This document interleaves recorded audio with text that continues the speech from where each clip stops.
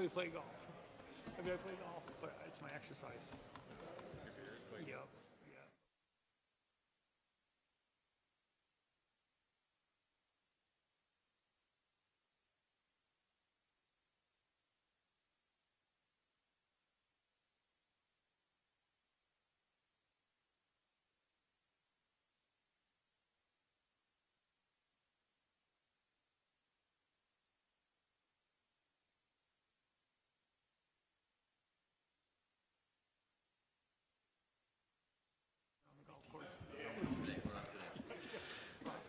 Good evening.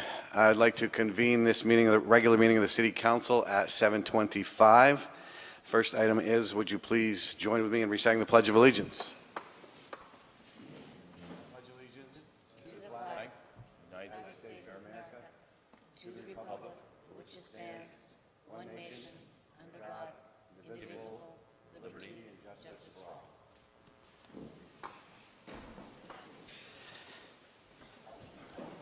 First item on the agenda is the agenda. Councilor Nodell. Yes, thank you, President Wright. I move to amend and adopt our agenda as follows. To note, written material for consent agenda item 3.33, which was the communication from Cindy White about waterfront park regrading and utilities construction.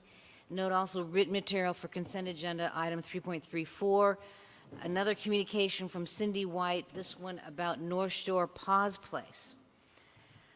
Note the written material and revised version of the consent agenda item 3.36, a resolution authorization to execute interfund loan to pay for public improvements downtown TIF district from the Board of Finance.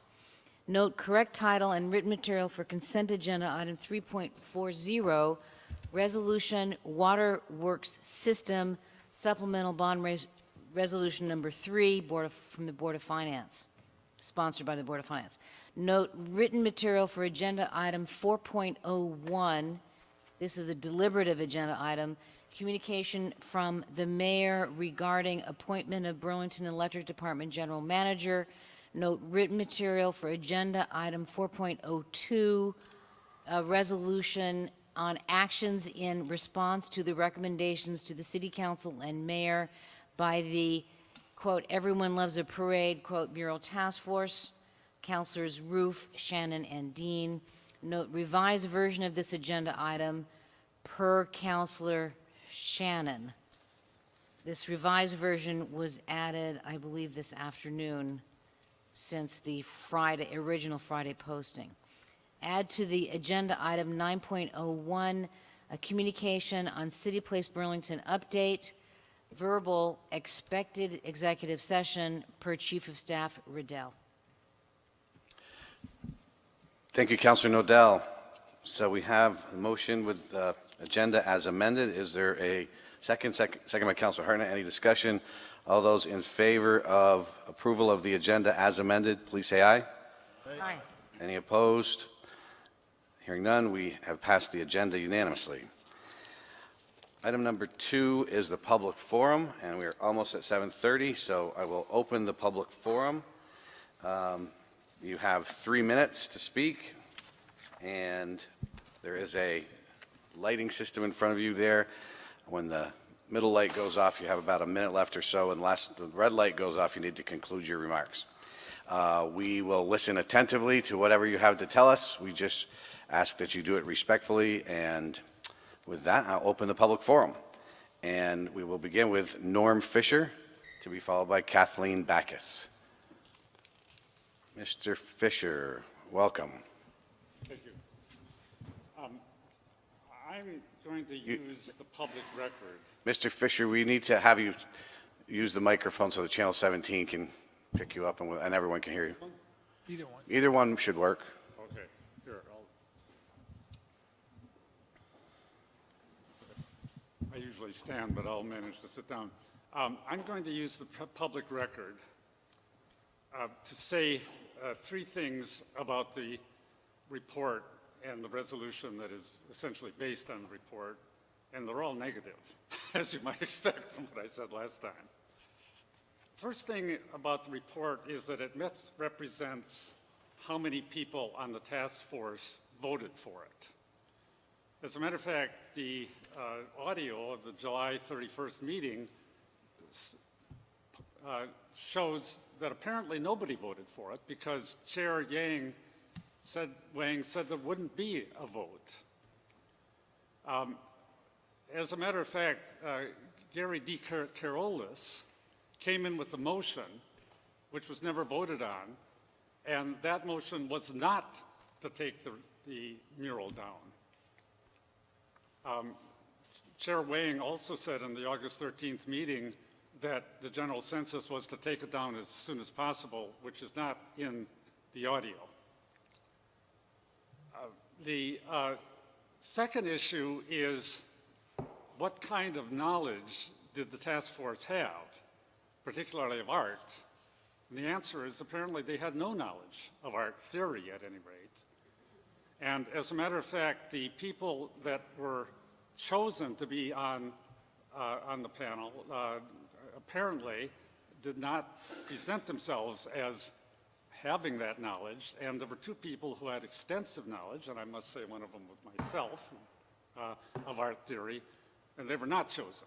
That'd be fine if the people who didn't have that specialized knowledge could have talked about that, but the two meetings that I attended to, the July 25th meeting and the July 31st meeting, there was really no discussion at all of art. Third negative thing about the report is that it continually, when I use the colloquium, trashes the First Amendment because it makes it clear that what they're after is a viewpoint, which is forbidden by the First Amendment. Now, in the report itself, it's done pretty mildly, but if you listen to the meetings, it's not done mildly at all. This leads me to my conclusion, which is good, which is if you compare the report with its attack on the First Amendment, its lack of intellectual content, its misrepresentation about the vote, if you compare that with Hardy's statement, and You can finish that. Finish your sentence. am I done? You can finish your sentence. Okay. If you compare that with Hardy's statement, you'll see that Hardy's statement wins completely over the report. All right. Thank you, Mr. Fisher. Kathleen Backus to be followed by Albert Petrarca. Good evening, Ms. Backus. Welcome. Good evening. I would like to first give you my practical suggestion. Make sure you pull the microphone down so we can hear you. I would like to first give you my practical suggestion before I go into the Gilda Radner mode here. Practical suggestion I have is that the city extend the prohibition against the discharge of firearms. Right now, the northernmost point that covers the water is Apple Tree Bay. I recommend a line be drawn from Apple Tree Bay to Colchester, or Apple Tree Point to Colchester Point, and obviously a horizontal line across the northernmost boundary of Burlington.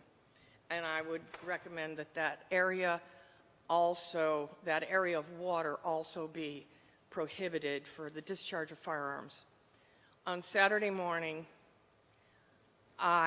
every morning I try to get out on my balcony. I live in the extreme north end of Burlington on Clare Point Road, and my balcony looks toward the lake. There are a lot of condos, townhouses, single-family houses, some of them right there on the shore. The bike path is right there on the shore with only a few yards between that and the water. And it sounded like somebody had a cannon out there. My dogs were terrified. It was just, I had no peace. And it went on and off. I did call the police just to alert them that it was going on, and it went on and off almost to noon. And this has been happening since the 1st of September when I guess one of the hunting seasons began. I think another hunting season began on Saturday. I'm from Texas. I retired here thinking it was going to be more civilized. In Texas, people do not hunt within city limits. I know that there are restrictions on you, some of them constitutional. I'd like to work to get rid of those. But I think the practicality is to just simply cover that stretch of water for the safety of everybody concerned. That's all I have. All right. Thank you, Ms. Backus. Albert Petrarca is up next, to be followed by Lisa Lord. Good evening, Mr. Petrarca. Welcome. Thank you. Your vote tonight on the mural is not happening in a vacuum. Vermont is currently under a national spotlight, from being the butt of a Saturday Night Live skit about the state's suffocating whiteness to the ultra-serious nature of the attacks on Bennington legislator Kaya Morris. So I don't think you want to end up tonight as being one of the only major cities outside of Charlottesville that has decided to keep offensive and racist artwork memorials in your town square. If there's no moral or common good to keeping the racist artwork in the town, then what becomes the true purpose for leaving it up until 2022? Or for that matter, one more day? So the question the city asks of all of you is why? Why would you knowingly and willingly vote to inflict the further hurt of racism on people of color in Burlington? Why would you vote to promote a malignant white supremacy that will define Burlington instead of rectifying a past injustice and starting anew? Why would you vote to normalize racial animus in these times of heightened racial tension by excluding whole communities and distorting Burlington's true history?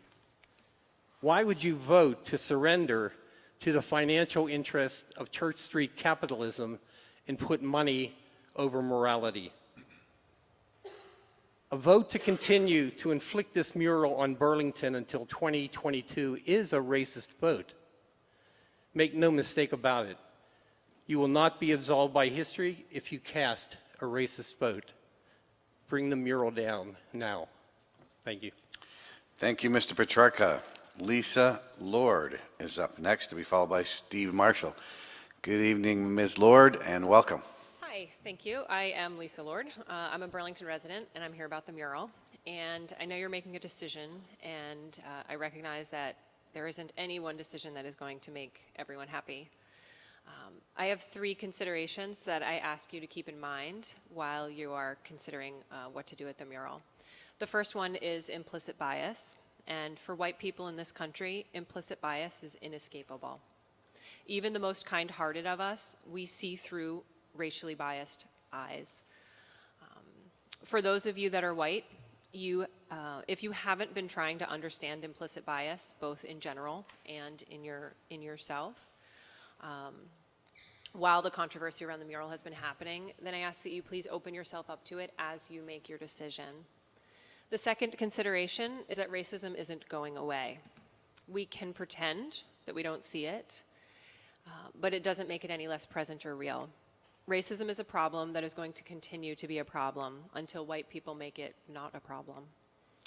We must get real about racism. The conversations are difficult and they are messy, but they're absolutely necessary. The mural is an example of the embeddedness of racism in our culture. People's inability to see the inherent racism in the mural is an example of just how embedded racism is in our community. The third consideration is accountability. Mistakes were made in the mural's commissioning and content, some intentional, some unintentional, and I'm asking that all mistakes be owned and that an example be set of being accountable to one's actions and decisions. It's a divisive matter, and I ask that the city fully own whatever decision is made and to be transparent in how and why the decision is made. If for ethical reasons you take it down, Please explain that to the press in a way that can inspire others to look at the ways that they contribute to racism. If it's left up for either financial or political reasons, please be transparent about that.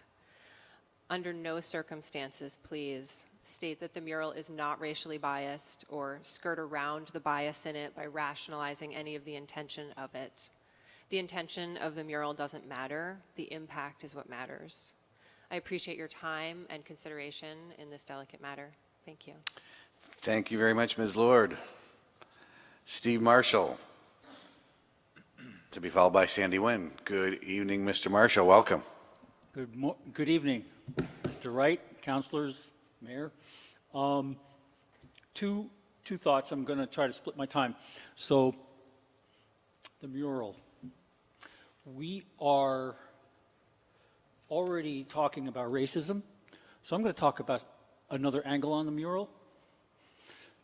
The mural is a pay-to-play, I'm going to withhold some expletives, object of art, which is extremely offensive because all it really is a bit of pandering to the tourists.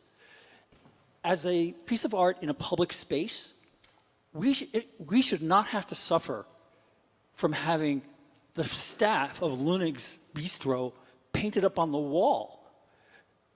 We want a piece of public art that is meaningful to the community. If you want to do history, that's great.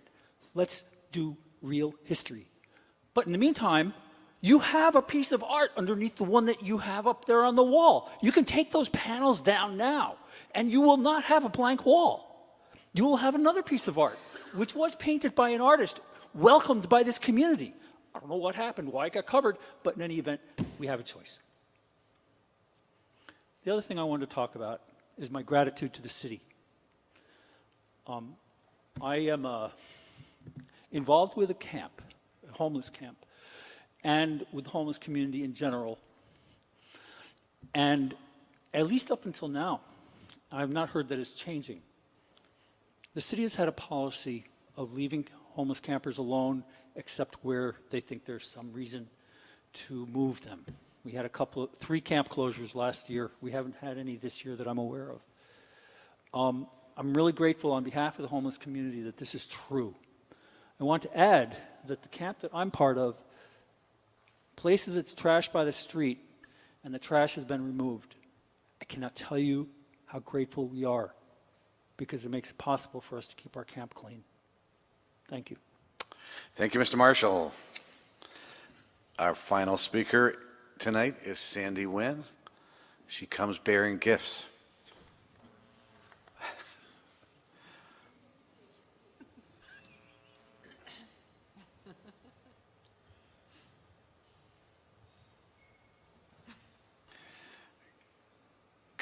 Good evening, Ms. Nguyen. Welcome. Good evening. Halloween is coming, so I get to come here and say a few things. I know you all know Burlington's a fair trade town, but others may not, so gives me an opportunity to come and visit with all you fine folks. I'm going to start out with some negative items. One is slavery. You'll be happy to know it's illegal in every country of the world. And today there are more slaves in the world than at any time in human history, somewhere between 27 and 40 million slaves. You'll also be happy to know that in 2015, a law was finally passed or signed that makes it illegal to import products made by slave labor. Of course, the key is to enforce it. 4 of the 5 top industries that are filled with slave labor include electronics, sugar, textiles, and chocolate. And we all consume all of them. Our cell phones are dripping in conflict minerals. The brutality in the Republic of Congo, is absolutely grotesque. How is it that our cell phones that have the potential to do so much good cause so much suffering? Our textiles, I think the men get a break on this one because I think the women with fast fashion They like a lot of clothes. They like to buy lots of new clothes. They like to be in vogue each year. And so it's called fast fashion. Buy a lot, throw it out, and buy a lot the next year. As the price of clothing goes down, the environmental and human suffering increases dramatically around the world. Sugar, filled with slave labor. You don't have to go much further than the Dominican Republic. If you go down there for a vacation, walk out of the resort and take a look elsewhere. And of course, chocolate. You all are eating some fair trade chocolate, courtesy of Lake Champlain Chocolates. The numbers go down, up instead of down. Today, there are over 2.6 million children picking our chocolate. The Kit Kat bar, made by Nestle's. In Europe, it's fair trade Kit Kat bar. In the U.S., it's not, because we don't demand that the child slaves be out of our chocolate. Please, it's time to stop consuming as much as we do. Buy less, buy fair, buy green, but definitely buy less. Thank you. Thank you, Ms. Nguyen. With that concludes the public forum for this evening, and we'll move on to item number 3, which is the consent agenda. Councilor Nodell? President Wright, I move we adopt the consent agenda as amended and to take the actions as indicated. Moved by Councilor Nodell, seconded by Councilor Roof. Seconded by Councilor Roof. I thought you wanted to second that, Councilor Roof. And then I'll recognize Councilor Paul. Thank you, President Wright. I will be recusing myself from item 3.38, the resolution on the public improvement bonds for the city's waterfront TIF due to a conflict of interest. Thank you, Councilor Paul. Councilor Paul recuses herself from item 3.38 on the consent agenda. With that, any discussion? Hearing none. All those in favor of approving the consent agenda and taking the actions indicated, please say aye. Aye. Any opposed? That passes unanimously. And we'll now move on to the deliberative agenda, item number 4, which is a communication from Mayor Weinberger on the appointment for the general manager of BED. Mr. Mayor.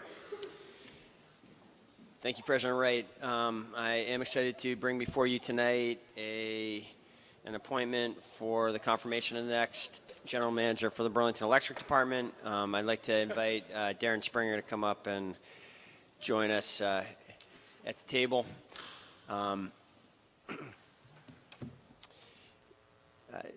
I come to you with this appointment after an extensive process that lasted through the majority of the summer and into the fall.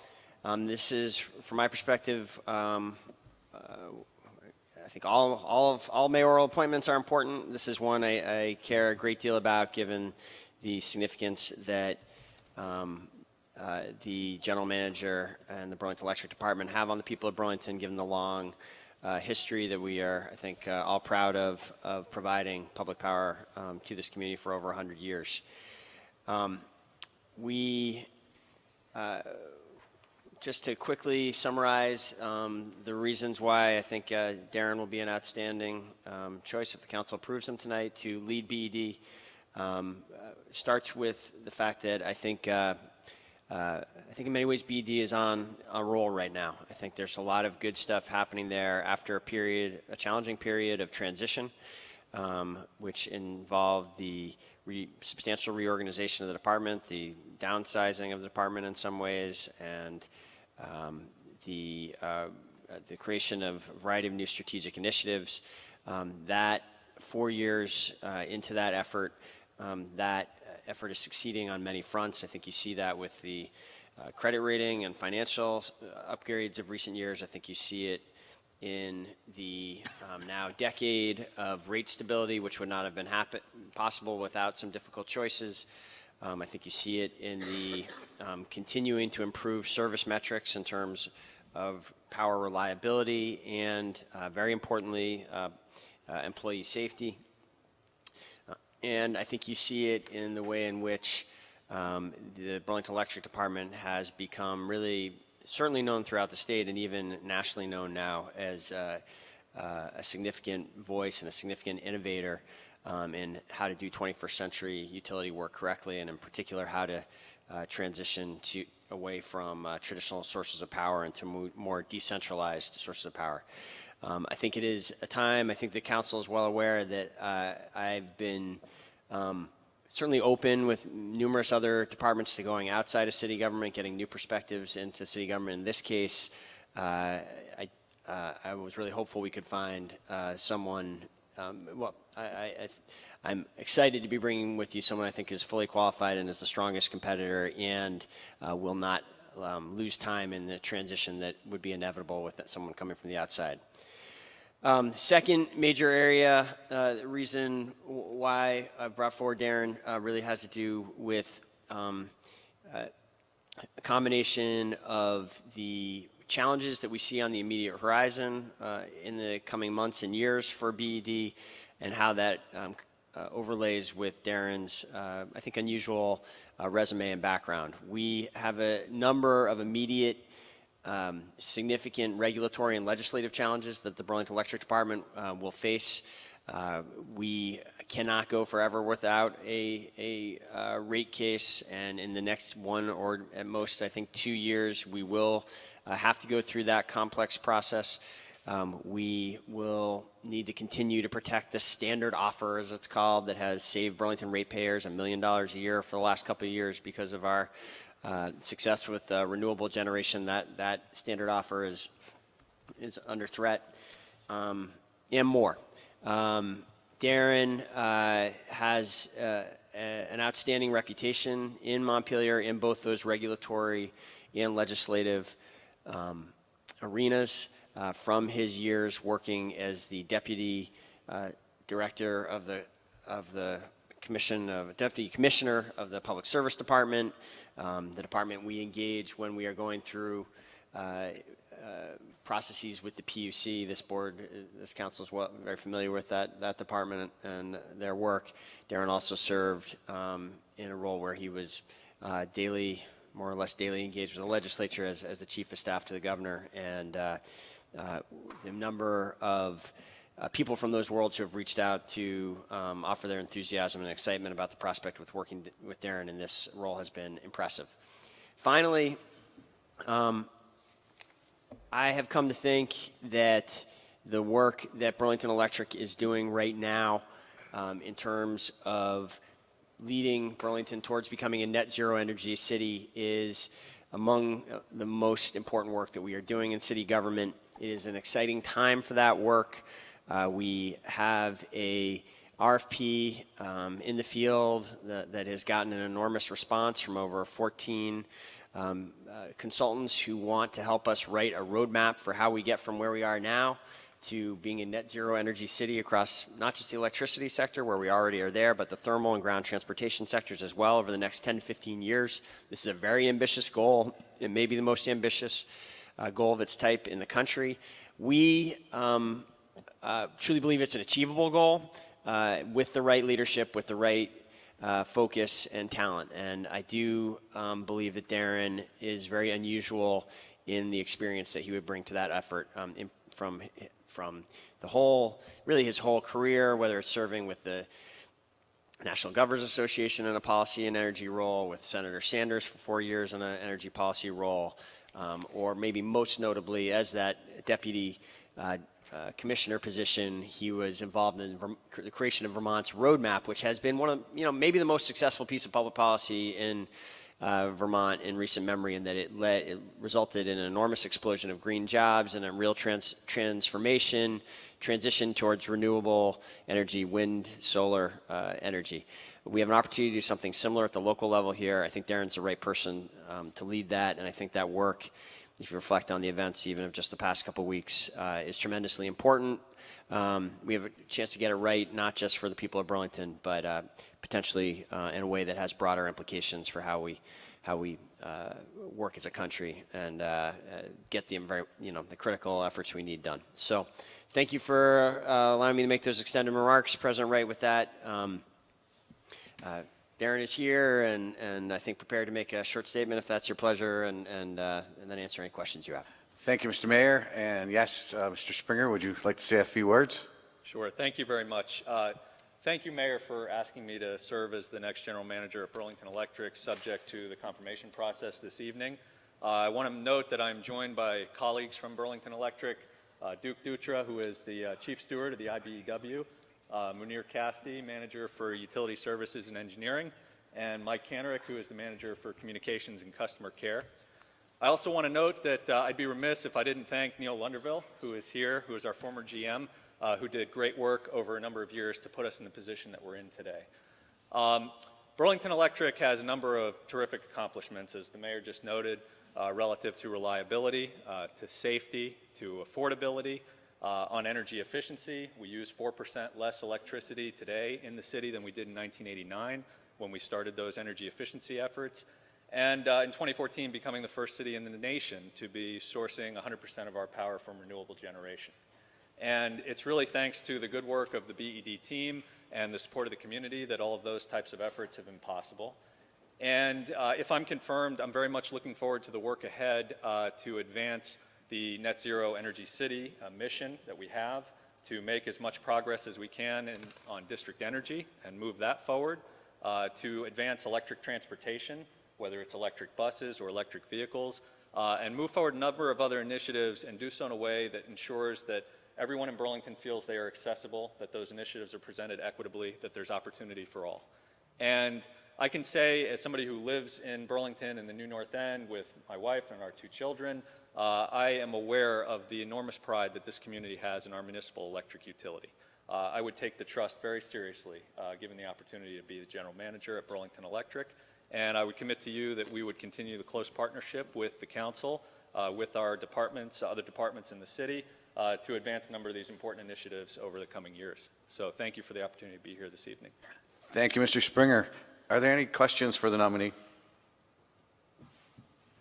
Councillor Shannon. Thank you, President Wright. I don't actually have a question, but I want to say that I'm very happy to be able to support the appointment of Mr. Springer. I think you'll do a great job, but most of all, I want to say thank you to your support team that came here with you, which I really think demonstrates the kind of team spirit that has been cultivated in the department, and it really warms my heart to see all of you here. Thank you. Thank you, Councillor Shannon. Any other questions or comments from the council? Councillor Pine. Thanks. I would like to just congratulate Mr. Springer. It hasn't happened yet, but I think the votes appear to be there. The ayes appear to have it. But I want to just acknowledge that I think BED is able to be as innovative as it is and be leading edge on virtually everything in the energy sector, partly because of the amazing work that Munir and Duke and all the staff do, making sure that our lights are always on and that we have so few outages in our community and that we have an incredible safety record. And I just want to thank staff for backing up the department so that you can be the innovator and the leader of change that is needed if we're going to make a difference on this terrible trajectory around with our climate. The news that just came out last week was pretty dismaying and pretty sobering, and given the political climate we live in at the national level, to have the beacon of hope that BED provides is really thankful for that. No, thanks. Thank you, Councillor Pine. Councillor Jang.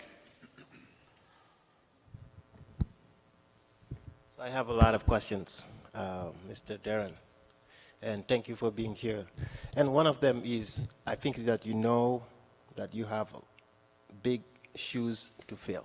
I think that you know that. I do. Because he has done an extremely wonderful job. Thank you.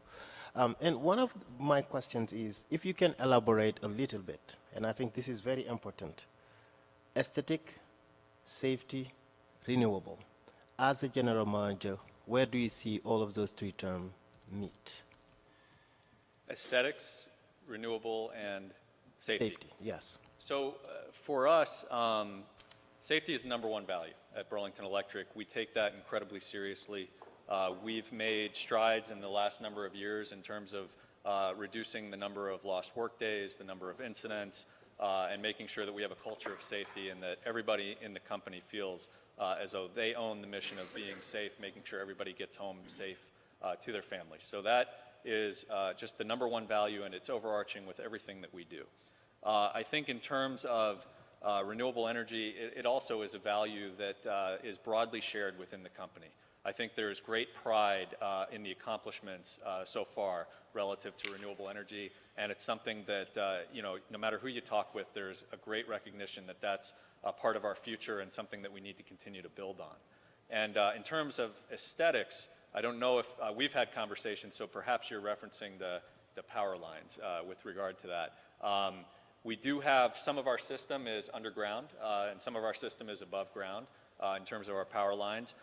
There are benefits in some ways when it comes to reliability to having the system be underground and not exposed to weather. On the other hand, it can be sometimes more challenging for crews to get in, if we have an outage or a situation underground, sometimes there's a more challenging situation with that. So we try to balance the needs of the community, obviously the reliability of the system, and the safety for our crews who are going out there when we look at where the system is and how things can be located. And if you can also, thank you, if you can elaborate a little bit about, you know, how Burlington Electric Department is funding itself, and also if Burlington Electric is actually providing some funds to the general fund of the City of Burlington.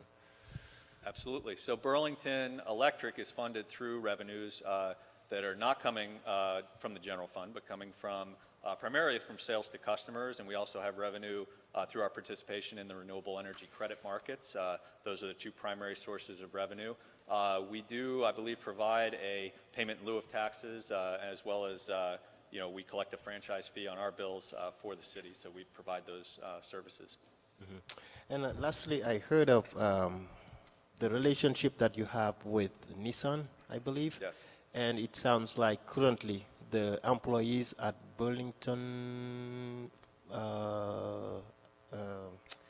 in South Burlington, the airport, you know, yes, those employees are having access with your relationship with Nissan to green cars, you know, so they can drive it, and was just wondering if that's accessible and open also to councilors. Yes, yeah, so we've had a partnership with Nissan through Freedom Nissan, which is the dealership on Shelburne Road, where we've made accessible the Nissan Leaf, which is an electric vehicle, for departments to test and see if it's something that they want to pursue as part of their fleet operations. If there are counselors who are interested in testing a Leaf or others who are interested, we can connect you with the folks at Freedom Nissan. And I think this is meant to be a test vehicle for not just the department heads, but partly for the community, because I can tell you that when you get behind the wheel of an electric vehicle, it's a little bit of a different experience. It's a good experience. There's a lot of fun dynamics to driving an electric vehicle, and it's something that we think the more folks who are exposed to it, the more that the community is going to want to adopt that technology. All right, thank you. Thank you. Thank you, Councilor Jang. Any other councilor? Hearing none, I will look to Councilor Paul for a motion here. Councilor Paul. Thank you, President Wright. It is my pleasure to make a motion to confirm the appointment of Darren Springer as the new general manager of the Burlington Electric Department. Thank you, Councilor Paul. Seconded by Councilor Roof. Motion has been made and seconded. Is there any discussion?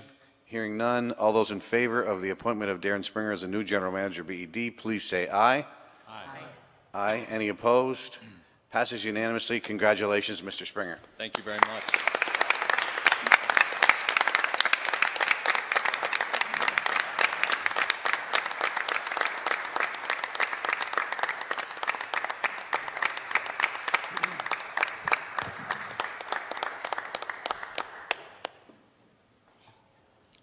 Best of luck.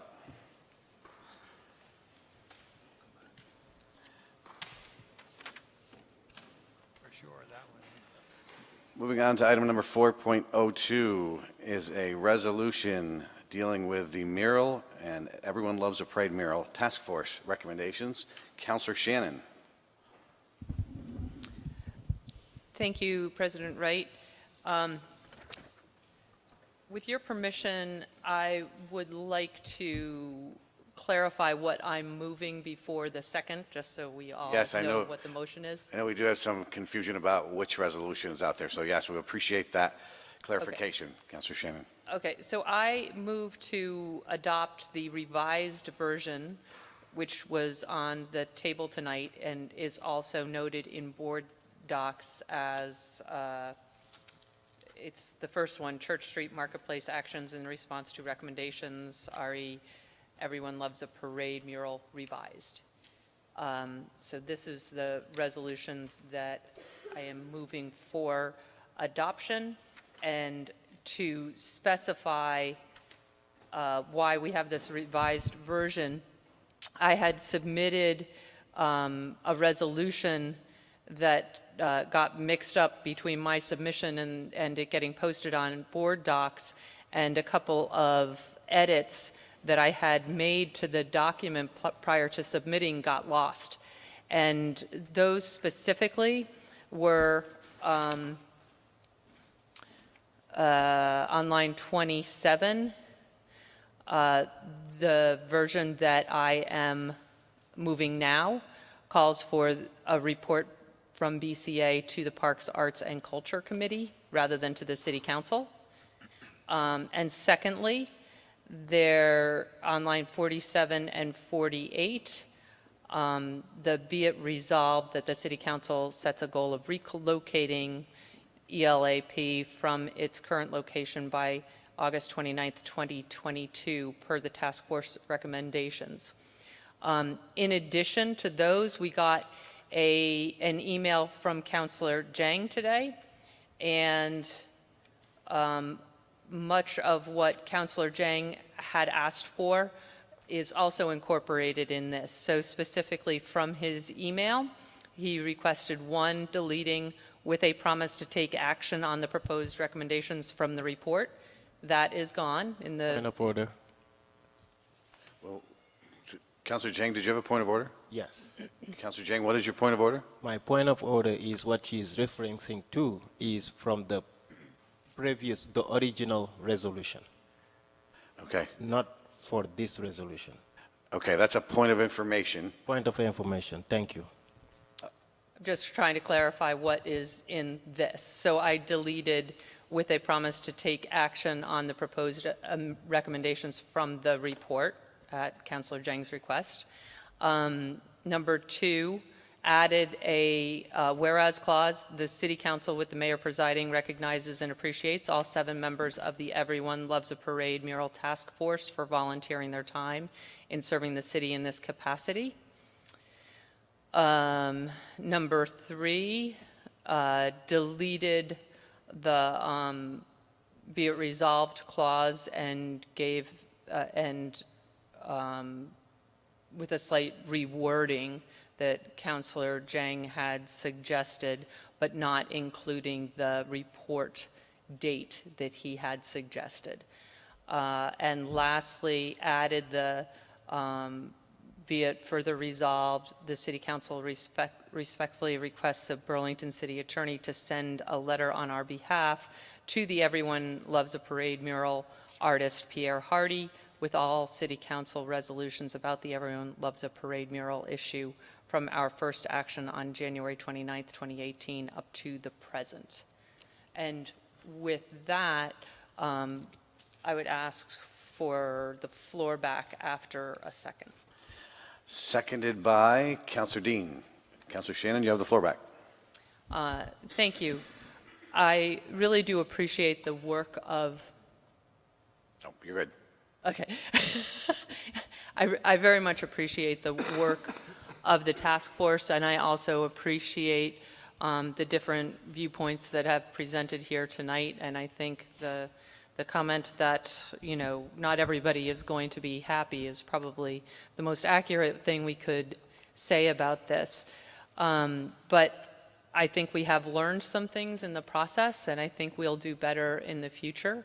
I also think there's a great, there's both controversy and some bad feelings about this mural. There's also people who love this mural and would like it to stay. The recommendation of the task force was for the mural to be relocated in 2022. And this resolution moves forward that idea with some specific steps of how we can get there. And it commits us to being supportive and inclusive in our ongoing public art initiatives. There has been some discussion about dates because I know that some people are very anxious to get things moving on this as quickly as possible.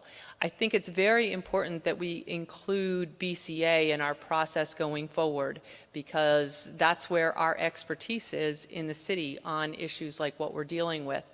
BCA is really stretched right now in dealing with, trying to present a new New Year's Eve celebration for the city. And so I ask councilors to keep in mind as we're, possibly discussing other dates, that not a lot can get done prior to the beginning of next year. And I think that's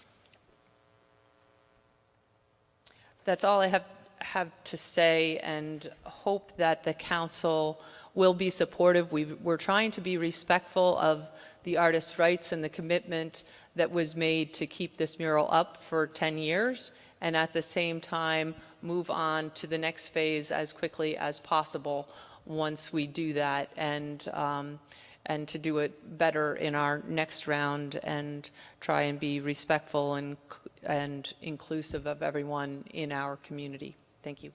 Thank you, Councilor Shannon. Before we dive into debate or comments from the council, I think it makes sense to go to the amendments if Councilor Jang is ready. I think that makes sense to actually move forward with the amendments before we, continue with the debate. We'll see if the resolution might change. Are you ready, Councilor Jang, for move your amendments? I wanted to make some clarification first, if it's okay. Sure. Yeah. You have the floor, Councilor Jang. Thank you. So I think we have a resolution in front of us, and we need to be extra careful. Thanks. This is not an issue that we should take lightly. If we remember, January 29th, I introduced a resolution asking for the city attorney legal ramification to put the mural down. And a report came back to us. That report, the memo that came with this resolution is so thorough. It gives us so much wonderful information. And I wish that we had this memo then. So that's one. The council, if we remember, the council did request to create a task force. And the task force was created how? The president of the council did appoint a council subcommittee with the mayor, with the administration from the mayor, to look for 7-member task force. We did that. That history, I'm just bringing some history here.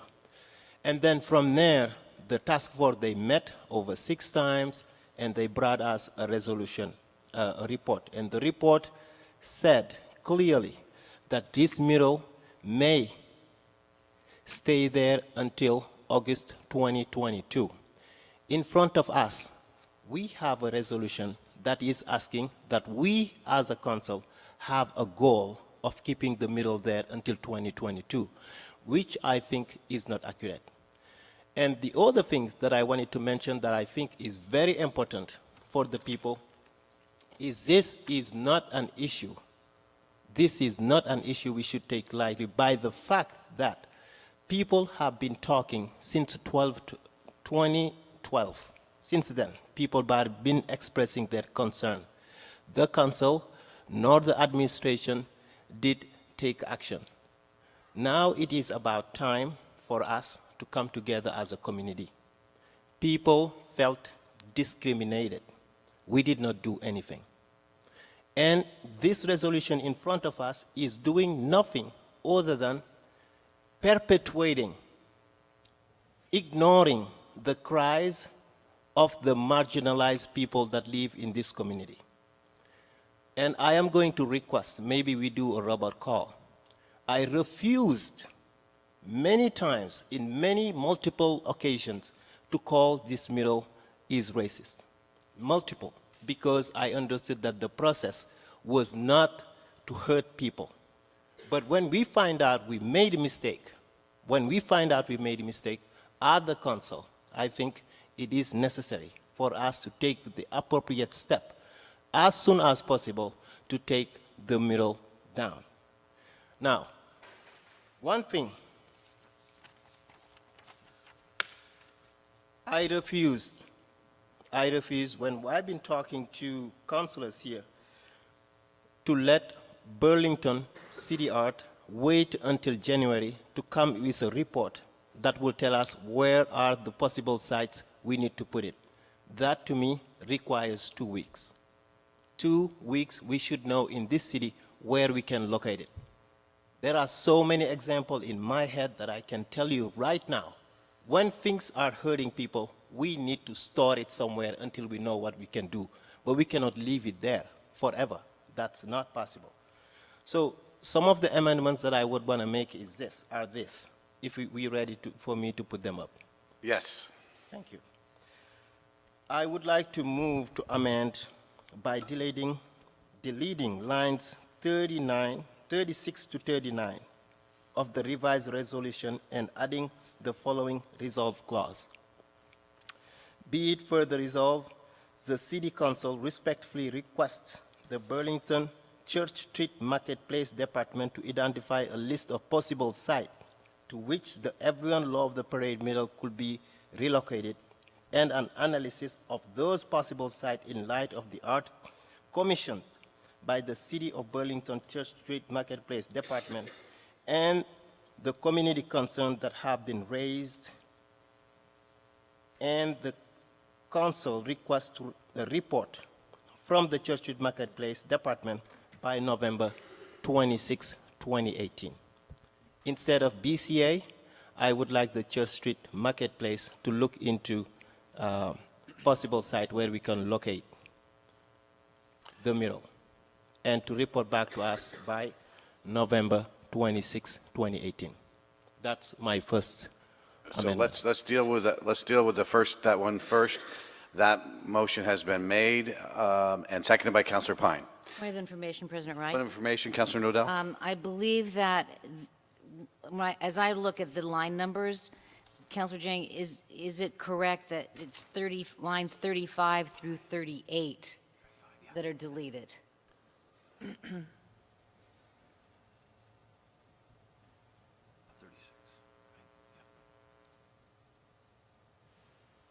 You are correct. Thank you. Line 35 to 30. So rather than 36 to 39, it's 35 to 38 that would be deleted by this amendment. Okay, so that opens that up to the council. Councillor Shannon? President Wright, if you would allow, I'm interested to know if Councillor Jang envisions the mural being located on the Church Street Marketplace, if it is the Church Street Marketplace that is going to come up with this list. Councillor Jang, you can respond to that if you'd like to. So I think this is very clear, a list of possible sites to which Everyone Love the Parade could be relocated, of possible sites. So it doesn't intend saying that it's only within Church Street Marketplace, within the city of Burlington. Okay. All right. Thank you, Councillor. Councillor Shannon, you have the floor back. Thank you. I think that we really need the expertise of BCA on this matter. They have a lot more knowledge about possible sites around the city, and I think that we made a mistake in round one by not having the involvement of BCA. So I cannot support this amendment. Thank you. And the other main thing this amendment does is changes the date, correct? It changes the date to November 26th rather than the January 7th. Okay. Any other discussion on this amendment from the council? Any other councillor? Councillor Roof. Thank you, President Wright. I'm curious if, given this shift to asking the Church Street Marketplace to do this and the change in the date, I'm wondering if the Church Street Marketplace staff was consulted as to whether or not they could meet this deadline if requested. Could you ask Councillor Jang of that? Councillor Jang, Was there any consultation done with the Church Street Marketplace, if you could? No, not really. Not really about the Church Street Marketplace, but we know also that when the mural was being commissioned, the Church Street Marketplace, in my understanding, did not consult the council to say we're going to do this, we're going to put it up. In my knowledge, no. And I think we have the capacity to ask them to do so, and they are willing to come back to us, say this is possible or this is not possible. But we respectfully requesting. So that's what the resolution is. Thank you, Councillor Jang. Did you want the floor back, Councillor Roof? Yeah, I think I better understand now the reasoning behind requesting Church Street Marketplace. From my seat, I still think BCA is the obvious or more appropriate entity to do this search. So I'll most likely not be supporting this. All right, thank you, Councillor Roof. Other discussion by the City Council? Councillor Nodell. Thank you, President Wright. I will be supporting this. If Church Street Marketplace doesn't come up with any good ideas, we can always ask Burlington City Arts to take a hack on it after that. All right, thank you, Councillor Nodell. Councillor Pine.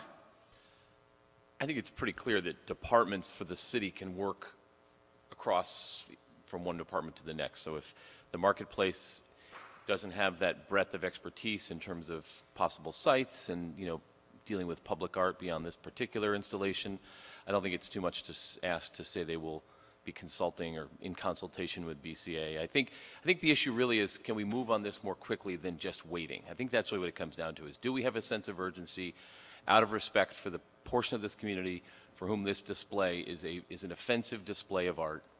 Do we have a portion of the community? I mean, do we have the will to make it happen sooner? And the way to do that is through the marketplace, and that's what Councillor Jang has proposed here, and I support that. Thank you, Councillor Pine. Councillor Shannon. I would just note that this amendment doesn't actually make it happen any sooner, because what it asks to happen is the relocation of the list of places where it could be relocated to, but it doesn't change the date of that relocation happening in 2022. And I believe that you're right, that hopefully in the city of Burlington, we work across department lines, and any department who needed more expertise from another department would reach out for that guidance. But that's exactly the problem, is that BCA doesn't have the bandwidth to assist. I think that they have more expertise than Church Street Marketplace, so it makes sense for them to take the lead on this, and possibly in consultation with Church Street Marketplace. But they don't have the bandwidth right now to assist the marketplace in compiling that list. And I do think that list is probably a lot further along in the minds of the folks at BCA than in the minds of the folks at the marketplace. So I would ask the council to not support this amendment. Thank you. Thank you, Councillor Shannon. Councillor Jang. Yep. So I think I want to come back to, again, the point here. The point here is about the speed. And also the speed, we have not even talked about that this will be staying there until 2022. I just want this council also to understand it. This is a specific amendment to the resolution asking, instead of BCA, but to be Church Street Marketplace, and to get back to us by November 26th.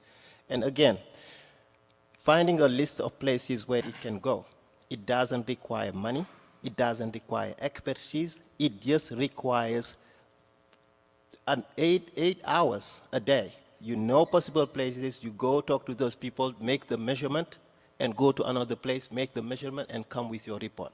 To me, that's what this is asking.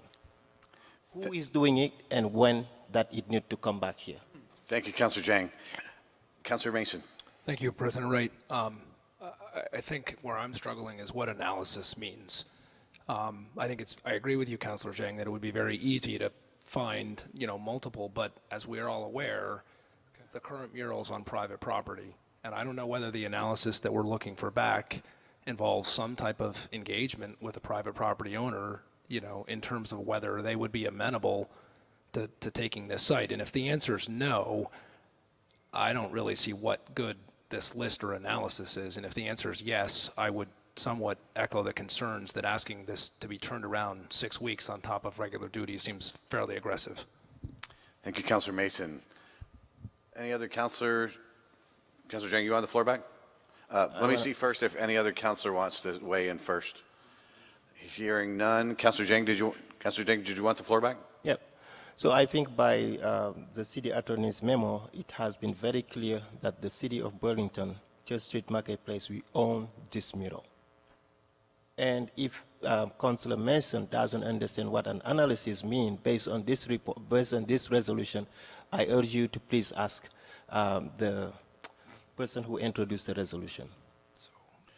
Thank you. Thank you, Councilor Jang. I think that we are... So just point of clarification, Mason. I'm well aware that the mural is owned by the city. I'm talking about where it goes. In terms of locations, it's on private property currently, and if the analysis to come back, it's a big piece of art. If the analysis is where can this go, from my perspective, it would be fairly easy to figure out private property. But if you want to come back with a rational list that means we've had outreach with these private property owners and there's a possibility of it actually going there, that's a different level of analysis and a far more meaningful input, I think, to whomever receives this next. Thank you. Thank you, Councilor Mason. I think with that, we are ready to vote. And I sense that there's a relatively close vote. I'm going to ask the clerk's office to call the roll on this. Councillor Dean, No. Councillor Jang, Yes. Councillor Hartnett, No. Councillor Nodell, Yes. Councillor Mason, No. Councillor Paul, Councillor Pine, Yes. Councillor Roof, No. Councillor Shannon, No. Councillor Tracy, Yes. Council President Wright, No.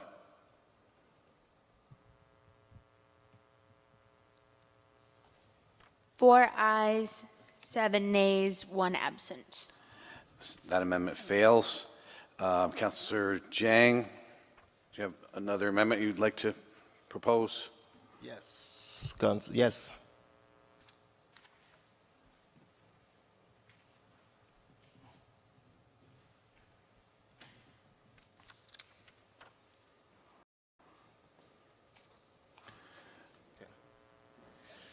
Yep, I would like to propose to amend by deleting line 38 to 46 of the revised resolution and adding the follow resolved clause.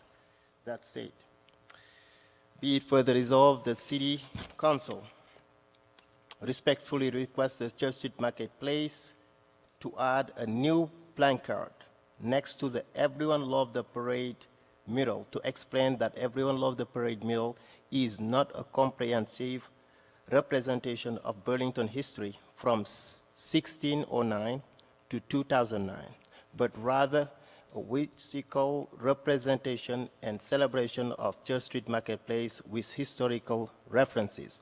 The mural has become a highly public art controversy due to its lack of diversity.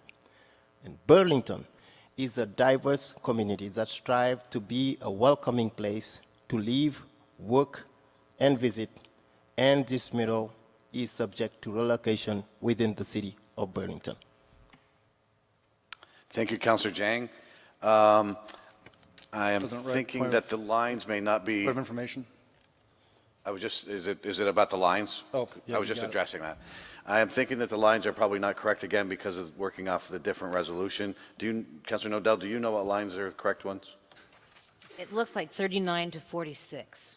Yes. So it's, okay, so 39 is the first line that's deleted. lines, so it's Thank you. delete lines 39 to 46 and replace with what Councilor Jang read. Correct, Councilor Jang? Yes, President. Thank you. Okay, let's open it up to the council for discussion. And we need a second, that's right, thank you. Seconded by Councilor Pine. Councilor Shannon.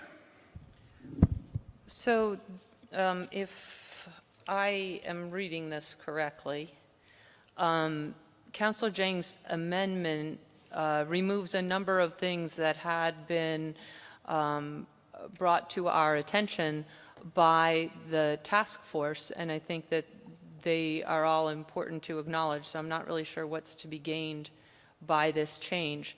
It would remove, better identify all of the individuals in the ELAP and their contributions to the community. It would remove appropriately credit all artists who were involved in the creation of ELAP, and it would remove acknowledge all donors and sponsors. And I don't know why any of those things would be offensive to anybody. So I am not supportive of this amendment. Thank you, Councilor Shannon. Other discussion, comments by the City Council? Councilor Nodell? Thank you, President Wright. I think Councilor Shannon makes some good points. I personally don't think that one of our big problems here is that all of the individuals in the mural are not identified.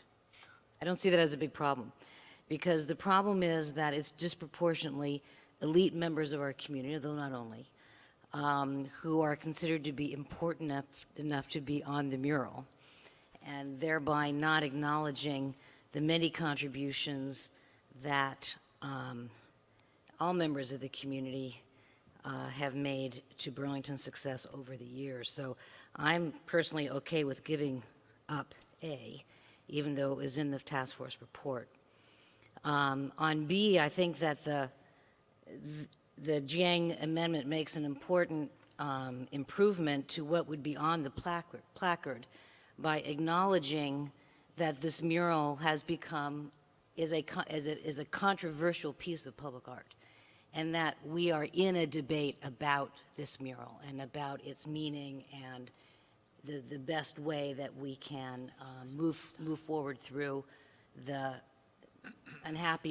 different points of view about the mural today. So I do think that I would like to see that directed to be in the placard, and to make an affirmative statement about that we strive to be a welcoming place. So I do think the placard needs to do more than what our original or the current version of the resolution does. I personally think C and D are also important. So if there would be a way to incorporate some of the new language go onto the placard, while still, for me, keeping C and D, I can live with A. I would like to see that. So I'm not quite sure where I'm at on the amendment. President Wright? Do you want an amendment to an amendment? Do we want to go there? So I would like to amend Councilor Jiang's amendment by restoring A, C, and D in this resolve clause. Okay. Councilor Nodell has moved to restore A, C, and D as part of the amendment that were removed. Is there a second to that amendment? Point of information before we move on. I want to make sure I understand Councilor Nodell's. The impact of that would be to add at the end of B as well, if I'm correct, the language that provides Burlington is a diverse community that strives to be a welcoming place to live, work, and visit. And this mural is subject to relocation within the city of Burlington. Am I correct in that? The previous sentence as well. The mural has become a highly public art controversy. Okay. Thank you. Yeah. I don't think the placard has to exactly say this words, but words to this effect. Thank you. And with that point of information, I need a second for this. Seconded by Councilor Tracy. And over to Councilor Shannon. Thank you, President Wright. I don't have an issue with the additional language or language in the spirit of that being added to the placard, but I do have concerns about eliminating A, better identify all of the individuals in ELAP and their contributions to the community. Point of information, I brought that back. Oh, okay. I'm sorry, I thought you had just said the D&E. A is back in. So then to clarify, If this amendment passes. Okay, everybody hold on. Good. Yep. Thank you. I can support that. Okay, we have Councilor Shannon's support. Any other comments by councilors? Hearing none. All those in, Councilor Jang. I do. Sis, as you can see, we already have the identification of all the people who are there and their contribution to the community. It's the whole people. You have A, you have B, right? So I don't know why putting it on a placard, how it will make sense. And I think, again, this is about the people that are being hurt, that are not there, and how do we make sure also that visitors, Burlington, people who come here and visit, when they lead the placard, they will understand these people are here. But also there are so many other people in this community that are not being represented, and I think the amendment is to state that. The placard need to put there right now while we figure out what we will do with the mural. That's, yeah, that was just my point. But I do appreciate what you added, Councillor Nodell. Thank you, Councilor Jang. I think we're ready to vote. All those in favor of the amendment to the amendment, please say aye. Aye. Aye. Any opposed? So we have now amended that to include back in, as Councilor Nodell suggested, A, C, and D. And now I think we're ready to vote on that amended amendment. All those in favor, please say aye. Aye. Any opposed? That passes unanimously, and that amendment, as amended by Councilor Nodell, passes. Councilor Jang, do you have a further amendment? Yes.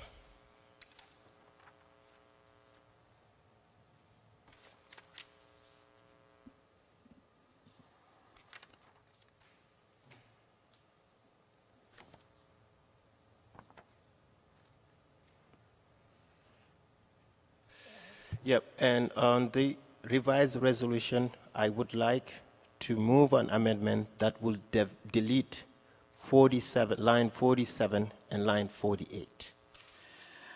Okay. So, and that's the line that says, be it further resolved that the city council sets a goal of relocating the Everybody Loves a Parade from its current location by August 29, 2022, per the task force recommendations. That's the line. That's that exact line. Thank you, Councilor Jang. Discussion? Seconded by Councilor Pine. Discussion? Councilor Shannon? I am curious as to why you want, why supporters want to remove the goal of removing the mural by the date recommended so by rather the than task go force. back and forth and pose questions to Councilor Jang, what I'm going to do is just lay out any questions that you have, and then we will. That's all. I won't ask Okay. for the floor back. Okay, and then I'm going to go to other councilors, and Councilor Jang can address that if he chooses to. Okay, thank you. Just so I don't want to get back into then another councilor asked, and I'm going back and forth with Councilor Jang. Any other councilors first? Questions or discussion? Councilor Nodell. Thank you, President Wright. I'm looking forward to this debate. I'm not exactly sure where I come down.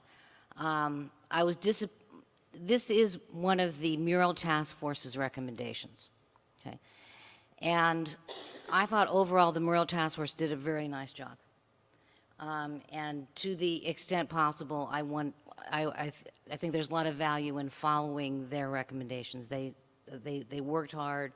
I think that they did a very thoughtful job. Now, it does mean that if you have a goal of relocating it by August 29, 2022, it could happen earlier. Okay. The Friday afternoon version of this resolution, this resolve clause was missing, and I was really curious as to why. Now I understand that was just an error. But then I thought, well, maybe the thinking is that we want to know if it's possible to move it before we commit to moving it. I think it's better to say what our intent is here if we can. So if we remove it, then we would just be silent on this issue. And I think that we should not be silent about what our goal is. Now that date is driven by our understanding of the commitment we have made to the artist, which is that the mural be displayed for 10 years. And I think we should take our commitment seriously. And so that, I think that needs to be a serious consideration before we tried to commit to making a firm commitment to moving it earlier. I think those are legitimate issues. Look forward to the debate. Thank you. Thank you, Councilor Nodell. Councilor Pine?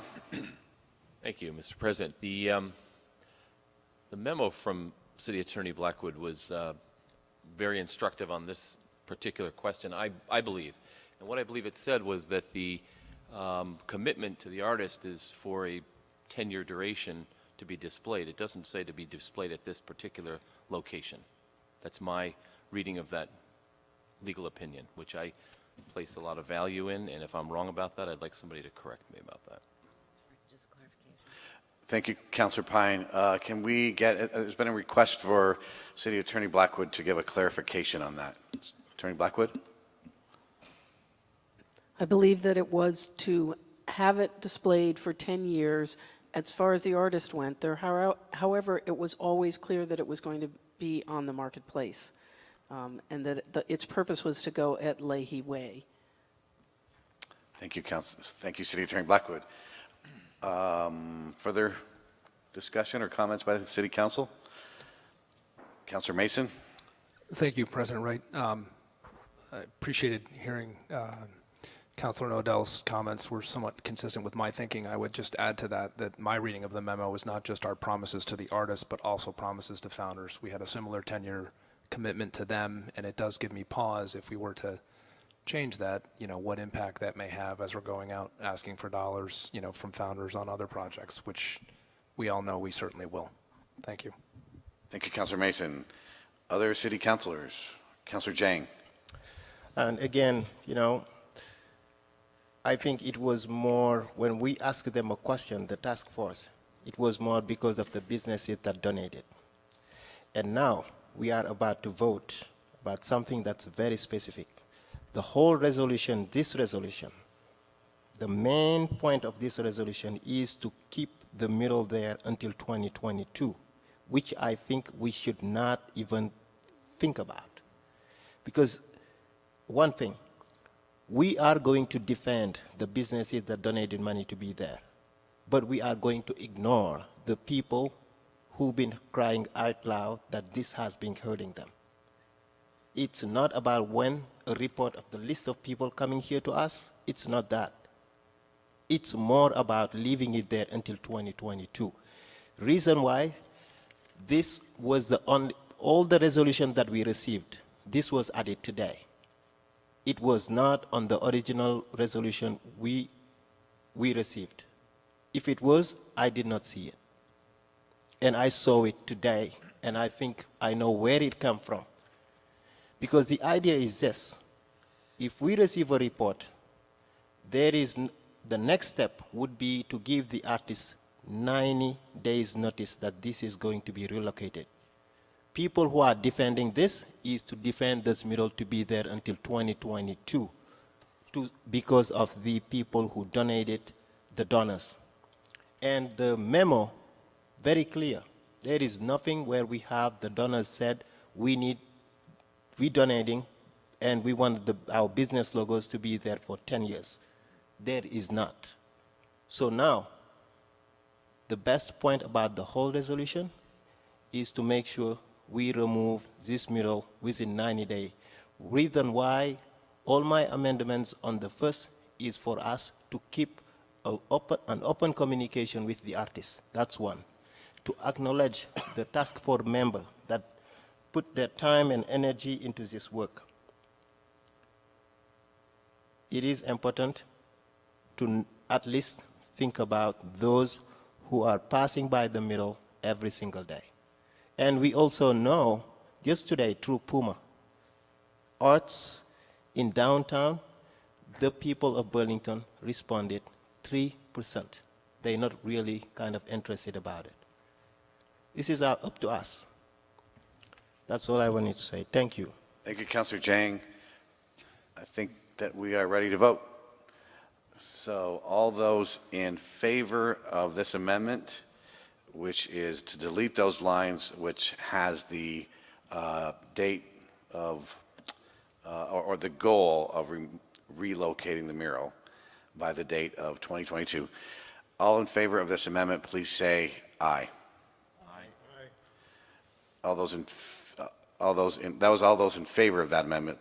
Please say, show your hands, please. And all those opposed? So that amendment fails by a vote of 8-3. Councilor Bush, you're not here.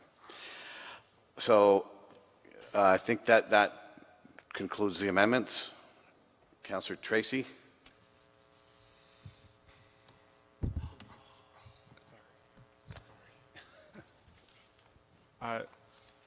Thank you, President Wright. I just had a constituent mention it was difficult to speak with constituents and get feedback, not having a final resolution. So one of the things that I did today was reach out to a task force member, Jen Berger, regarding the resolution that I had received today, because I wanted to provide her with that. So I apologize for not getting these in advance. I think that they're pretty technical in nature as far as changes go, but I would like to amend, propose two elements of an amendment. On line 34, inserting and after replacement mural and other supplemental artwork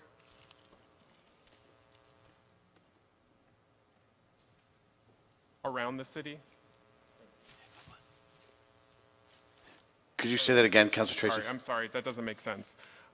For funding so on line 34, for funding a replacement mural on Leahy Way and after Leahy Way and other supplemental artwork as suggested by the task force around the city.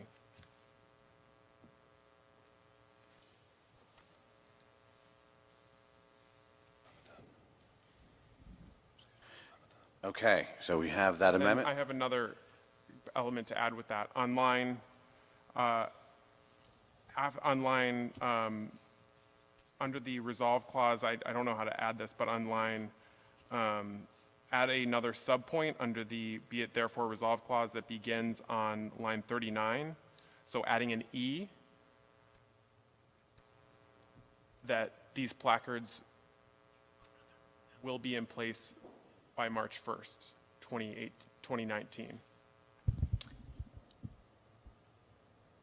President Wright, I'd like to second that with just maybe a little bit easier way to insert it. All right. May I make a suggestion? Councilor Shannon? To just add the March 1st date on line 40, or be it further resolved that the existing placards next to ELAP are to be replaced with new placards by March 1st, 2019. I'm fine with that. Thank you very much for that suggestion, Councilor Shannon. So that'll be added instead of another bullet. And where did you place it instead? Line 40. Line 40, okay. All right, so we have the language after line 34 and then line 40, correct? Yes, thank you. All right, and I was seconded by Councilor Shannon? Yes. All right, any further discussion on this? Councilor Jang. Yeah, this is more of a point of information, and for Councilor Tracy, I don't understand what you really mean and also what you really want. What's your amendment? If you can come back to it, please. Councilor Tracy. So the first element of it is recognizing an element of the report from the task force that was not present within the resolution that one of my constituents, Jen Berger, pointed out to me, which was that the report makes mention of not only having a replacement mural, but also doing additional artwork dealing with the diverse history of the city of Burlington around. Councilor Tracy, we're losing you a little bit as you. Apologize. So doing the diverse history, having additional work around the city. So I think that it's important that we not only look into opportunities for just this mural, but that we really go beyond that and take and implement that aspect of the task force recommendation. The next piece is that I feel like, while I really certainly appreciate the I think that the language that was inserted was excellent, that you helped us with on the clause. I just want to make sure that we have a date certain around that in consultation, well, actually working with Councilor Shannon around finding out what time they might be able to turn around placards. They said March 1st is when they could have those done. So that's why that was selected. So that's the reason behind it. Thank you, Councilor Tracy. Any other comments by city councilors? Okay, I think we're ready to vote on this amendment. All those in favor, please say aye. Aye. Any opposed? Passes unanimously. So we have passed that amendment, and have we now, no, Councilor Nodell. Thank you, President Wright. I do have a question for the sponsors, if I may, on that same part of that same resolve clause, which talks about the replacement mural on Leahy Way. The mural task force report is very specific that the new mural that would go into the space currently occupied by Everyone Loves a Parade mural would be part of a history of Burlington Public Art project that addresses different aspects of the cultural, racial, ethnic, and other kinds of diversity of Burlington. And this resolution now just says some replacement mural. So is the intent to refer back to that recommendation of the task force? As written, it does not. It just says put anything there. I think it was very important, that recommendation of the task force, that they said, we want another mural there that is about the history of Burlington, that does acknowledge and incorporate and inform people about the contribution of diverse peoples within Burlington. So that's my question is what is the intent? If we might be able to just clarify the intent in our discussion. Thank you, Councilor Nodell. Councilor Shannon, would you care to respond to that? Or Councilor Roof. Or Councilor Roof? I think the intent is just somewhat open, that may be a very good idea, but I am not certain that that's the only idea, so I'm open to community suggestions, and we kind of have time for that discussion, so it's not any opposition to that. Just leaving a little bit more open what comes next.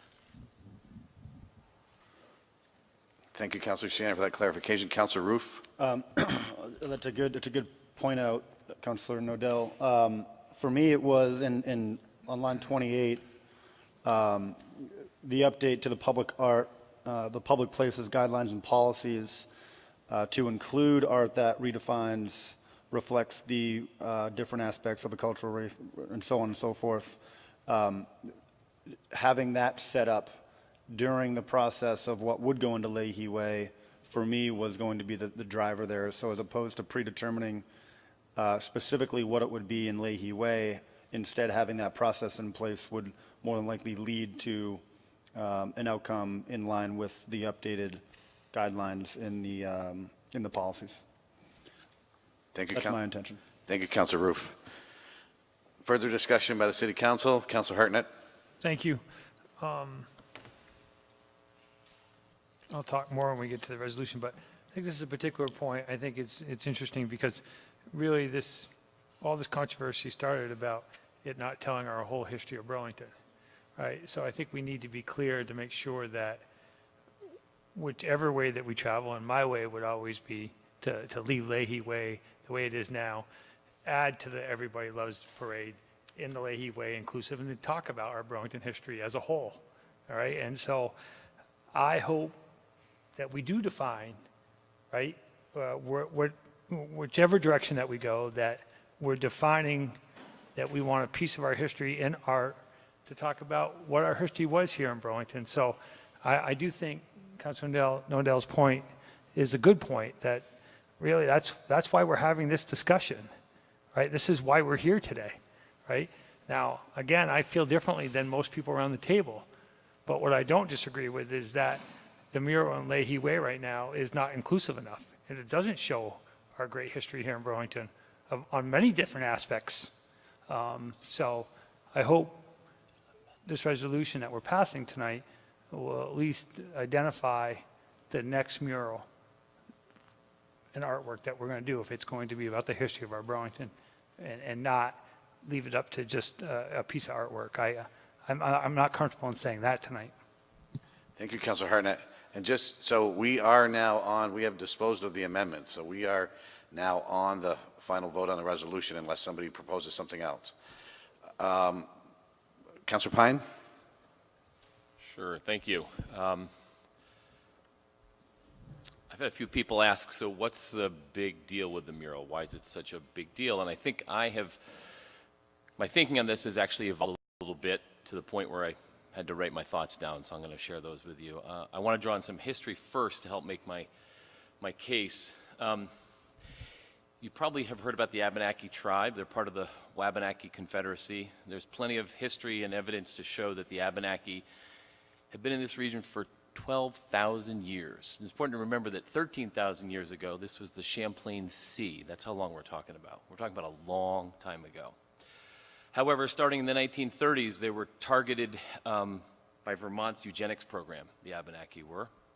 This is a very dark chapter in Vermont's history. It involved coerced sterilization of the Abenaki. Also, French-Canadian poor people and people with disabilities were targeted. According to Nancy Gallagher, the author of the book Breeding Better Vermonters, the eugenics project in the Green Mountain State, the sterilizations plateaued around World War II. Our parents were alive in World War II. It's not that long ago. But many accounts show they actually went on for much longer. Genocide is an especially brutal form of racism and a critical part of our national and local heritage. Completely missing, by the way, from this particular piece of art. Also, being erased from local history is not unique to Vermont's indigenous people. Many forget the key role played by African Americans in this community and throughout Vermont. In July of 1909, the 10th U.S. Cavalry Regiment, one of only 4 regular Army black regiments, collectively known as the Buffalo Soldiers, arrived in Burlington. They were not greeted by a parade. They were not greeted much at all, other than people distrusting them. They had to prove themselves. However, it's written that the arrival of the 10th Cavalry sent Burlington into a demographic shock, and this was in the Free Press. Almost overnight, this small city acquired a substantial black community, a situation that clearly dismayed many residents. Not a part of our history we're proud of, but still a part of the history of this community. 4 years later, when the 10th left Vermont for another part of the country, the Free Press extolled the regiment and the goodwill that now existed between them and the people of this great state. In the 1830s, Andrew Harris became the first African American to graduate from UVM. He went on to become a very powerful voice in the abolitionist movement. It took UVM 160 years, just a few years ago, to recognize his contributions to UVM and our society. Making people invisible is a very subtle form of racism. Not intentional, perhaps, but still, nonetheless. It causes similar pain and suffering as every other form of racism. I personally have begun to feel that defenders of this mural ignore this part of our history, and that is part of what causes the pain of people who feel invisible. People of color in this community feel this piece of art really makes them feel invisible. Art, and this piece of art specifically, was meant to celebrate our rich history. Really, it was meant to celebrate. It's called Everyone Loves a Parade. And it was meant to unite us as a people. It has done neither of those. And I've concluded that it should no longer adorn our public marketplace. Justice delayed is justice denied. Thank you. Thank you, Councilor Pine. Any other councilor before we vote? Councilor Tracy.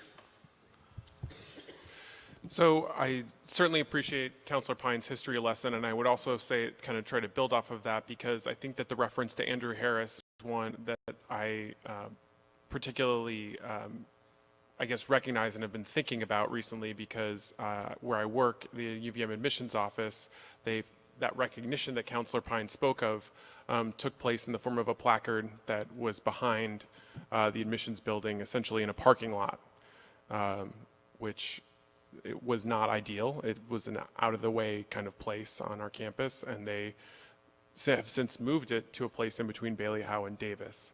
Now, I think that to me, what this suggests is that that representation and how we represent our diverse history is incredibly important, and that sometimes we make mistakes along the way, but that we can rectify those mistakes by taking corrective action. I would have liked for this resolution to reflect us to have to take that action a little bit sooner, as I think Councillor Jang's amendments were trying to move us towards.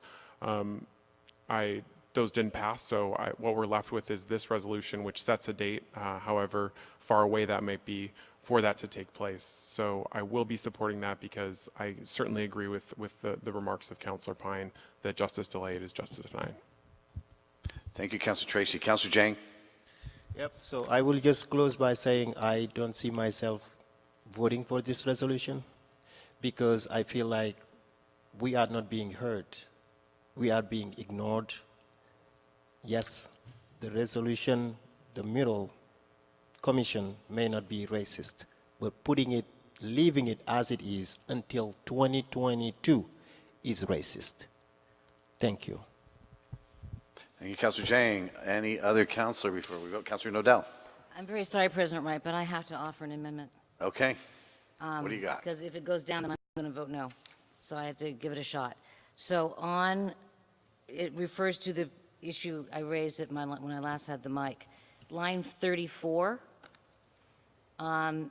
after, this is about, we want BCA to review current fundraising demands and opportunities for funding a replacement mural on Leahy Way. I move to amend by adding the following words after Leahy Way. That addresses different aspects of the cultural, racial, ethnic, and other diversity of Burlington. And if there's a second, I'll briefly speak to this. Could you repeat it again, Councillor Nodell? Yes, insert after Leahy Way. So we're saying we want to see about funding a replacement mural on Leahy Way, quote, that addresses different aspects of the cultural, racial, ethnic, and other diversity of Burlington. And I'm reading from the task force report. So I'm basically trying to pull back into this resolution the recommendation number 3 of their report on pages 6 to 7. That's the substance of the amendment. Thank you, Councillor Nodell. The only thing that it's just, we did pass an amendment that has added some language at the end of line 34 already. So did you want to add a language? I'm inserting it after Leahy Way. I think it still works. Okay. And then there's a comma, and then the rest goes from the Tracy amendment, I believe. Okay. Seconded by Councillor Hartnett. All right, discussion. May I briefly have the mic? Yeah, sorry, go ahead. Thank you, sir. Councillor Nodell. So the reason for this is unless you tie it to a representation of a public art piece there that more fully and appropriately acknowledges the contribution of diverse peoples to the history of Burlington, you have not really kind of addressed, I believe, to the extent there has been harm, I think there has been harm, of a mural being up for as long as 10 years. So the way that you respond to that is by having something else there that is better and that does address the damage that has been done to some members of our community. Otherwise, if you don't tie it to that, why are we talking about a replacement mural in this resolution? I don't get it. Thank you, Councillor Nodell. Councillor Tracy? I'm sorry, I realize that my remarks were not necessarily clear. I just want to say that I will not be supporting the resolution because I was mixed on Right now, let's focus on Councillor Nodell's amendment. I apologize. We can come back to the final after we see what happens with the amendment. Other discussion on Councillor Nodell's amendment. Councillor Hartnett? I do, as I spoke earlier, I do support Councillor Nodell's amendment, and I just want to be clear, it's like we talk about what's up there now is it's a mistake and it's wrong, and I don't see that. Like, I see it part of our history as well that has to be told. And I've been clear from the start that I don't think this should come down, and I hope it doesn't come down. So when we move it, I hope it's somewhere in the public eye, that tells a history of as our city, as well as the new artwork that's going to go up, right? To me, I just think we're better at that in Burlington, that our whole history should be told. And so I do think that language is important, okay? We certainly want that history to be told, and we don't want the people that have been offended and hurt by this to be hurt any longer. I understand that. But it really disappoints me when I hear, that it's the mural that's there now, currently it's wrong and it's not right, but it is. It is part of our history, and it should be told, right? Just along as Councilor Nodell mentioned here tonight, as the other part of the history that's missing. It is not inclusive. If there's one thing for sure, I think what we could all agree on, it was not inclusive. No question about that. But, I was hesitant to vote for the resolution, but we get past this amendment and we'll move to the resolution. I'll speak to that as well. Thanks. Okay, any other comments on Councilor Nodell's amendment? Hearing none. Those in favor of the amendment, please say aye. Aye. Any opposed? Councilor Jang? No. Did you vote in favor? Yeah, I vote in favor. Okay, so the vote is unanimous in favor of Councilor Nodell's added language at the end of line 34.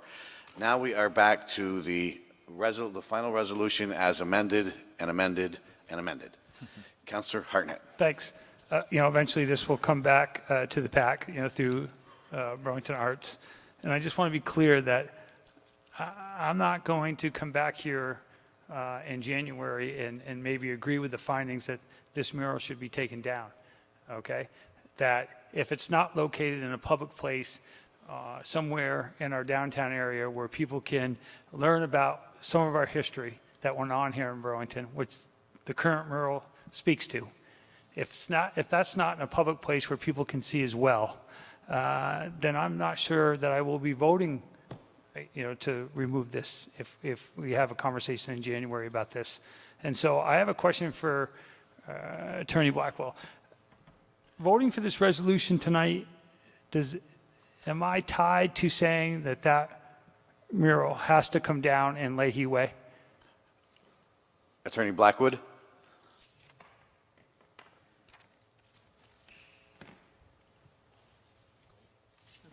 I think because of lines 47 and 48 that say the city council sets a goal of relocating it from the current location by August 29, 2022. That answers my question. That, I believe. Thank you.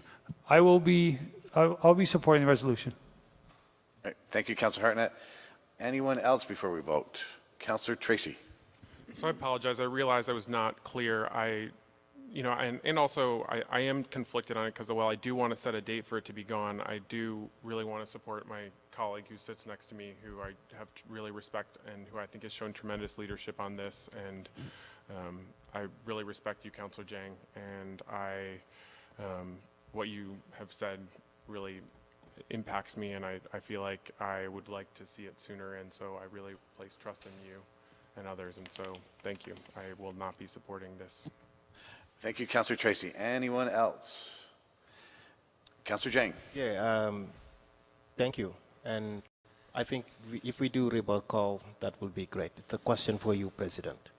Who's voting to keep it there until 2022? Thank you. Thank you. Thank you, Councilor Jang. Anyone else? Councilor Shannon. I'd just like to note that a no vote, that it's been stated that the goal of this resolution is to keep the mural up until 2022, and that's not the case. In fact, that clause wasn't in various versions of this resolution, so it certainly is not,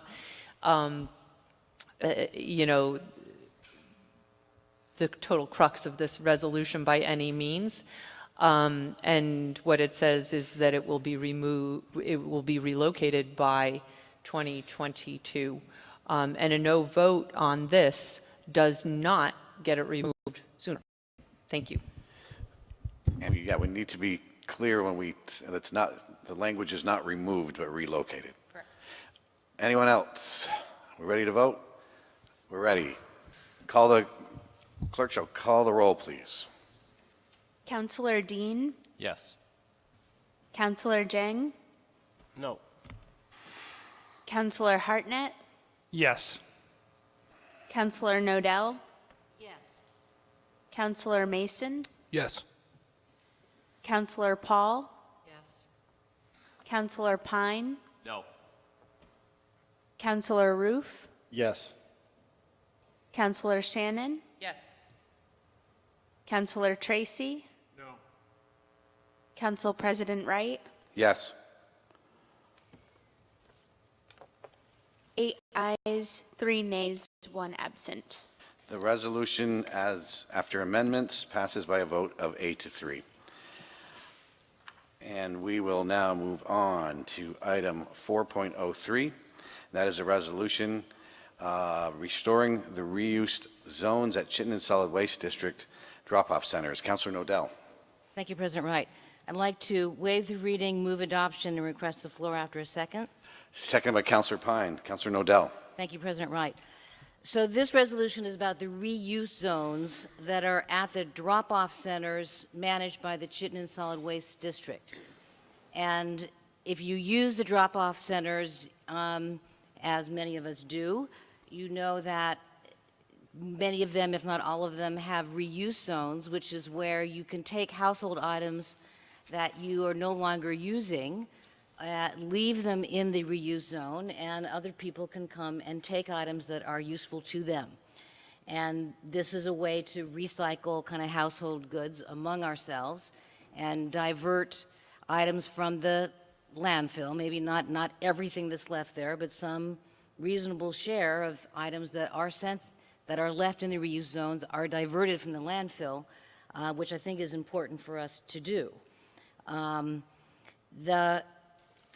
This facility also allows people on limited incomes to furnish their households and provide their families with household goods without having to go and spend money on them, which I think does kind of boost the kind of ability of people to make a decent living here in our city.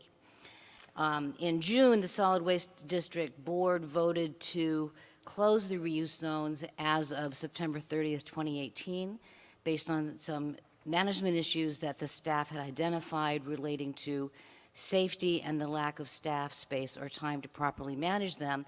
And this resolution acknowledges that these are legitimate concerns. After people started, at least my constituents started to become aware that the reuse zones were going to be closed, I started hearing from people that they were unhappy about that, and they used them, they liked them, they would like for them to stay open. So at the September meeting of the Solid Waste District Board, the board actually revisited its decision, its June decision, and there was an effort to ask the staff to work with communities on solutions that would keep the reuse centers open. And that motion failed by a weighted vote of 19-16, with Burlington voting against, but a majority of the towns, 8 of the 13 towns at that meeting voted yes, that they wanted to revisit that decision. This resolution, I had originally planned to have it just referred to Transportation, Energy, and Utility to work with staff, work with our representative, Mr. Green, to understand their concerns, and then to kind of come back through the committee process. But because of that September, if we want to keep open the issue, we need to have a motion to reconsider at the October meeting. And so now it becomes very time sensitive. I tried to leave this a little bit open so that our rep could, it does kind of, the thrust of it asks our rep to basically get on board with the effort to try to come up with some other solution to the problems other than closing the reuse zones, either through reconsidering the motion to close them or coming up with some other motion that you would bring to the board to get the waste district to look at the issue again and think of ways that you could keep at least some of these facilities open, pursue solutions other than simply closing them down. Thank you. Thank you, Councilor Nodell. Councilor Pine. Thank you. I appreciate staff is here. We'll get a chance to hear from them in a minute. But I wanted to say that I I learned about this at a neighborhood planning assembly in, I think it was September. A constituent came, spoke to the entire NPA about it, spoke to me privately, and then I actually heard from other people. So it has generated more buzz among constituents than I expected.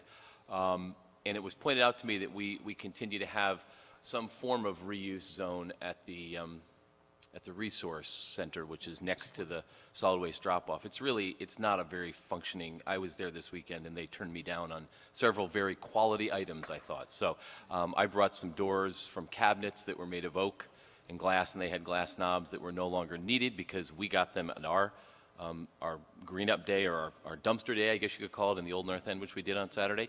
Rather than let those go to the dump, I took them down there and they said, no, we can't take those. We don't have room for those. So there really is a need.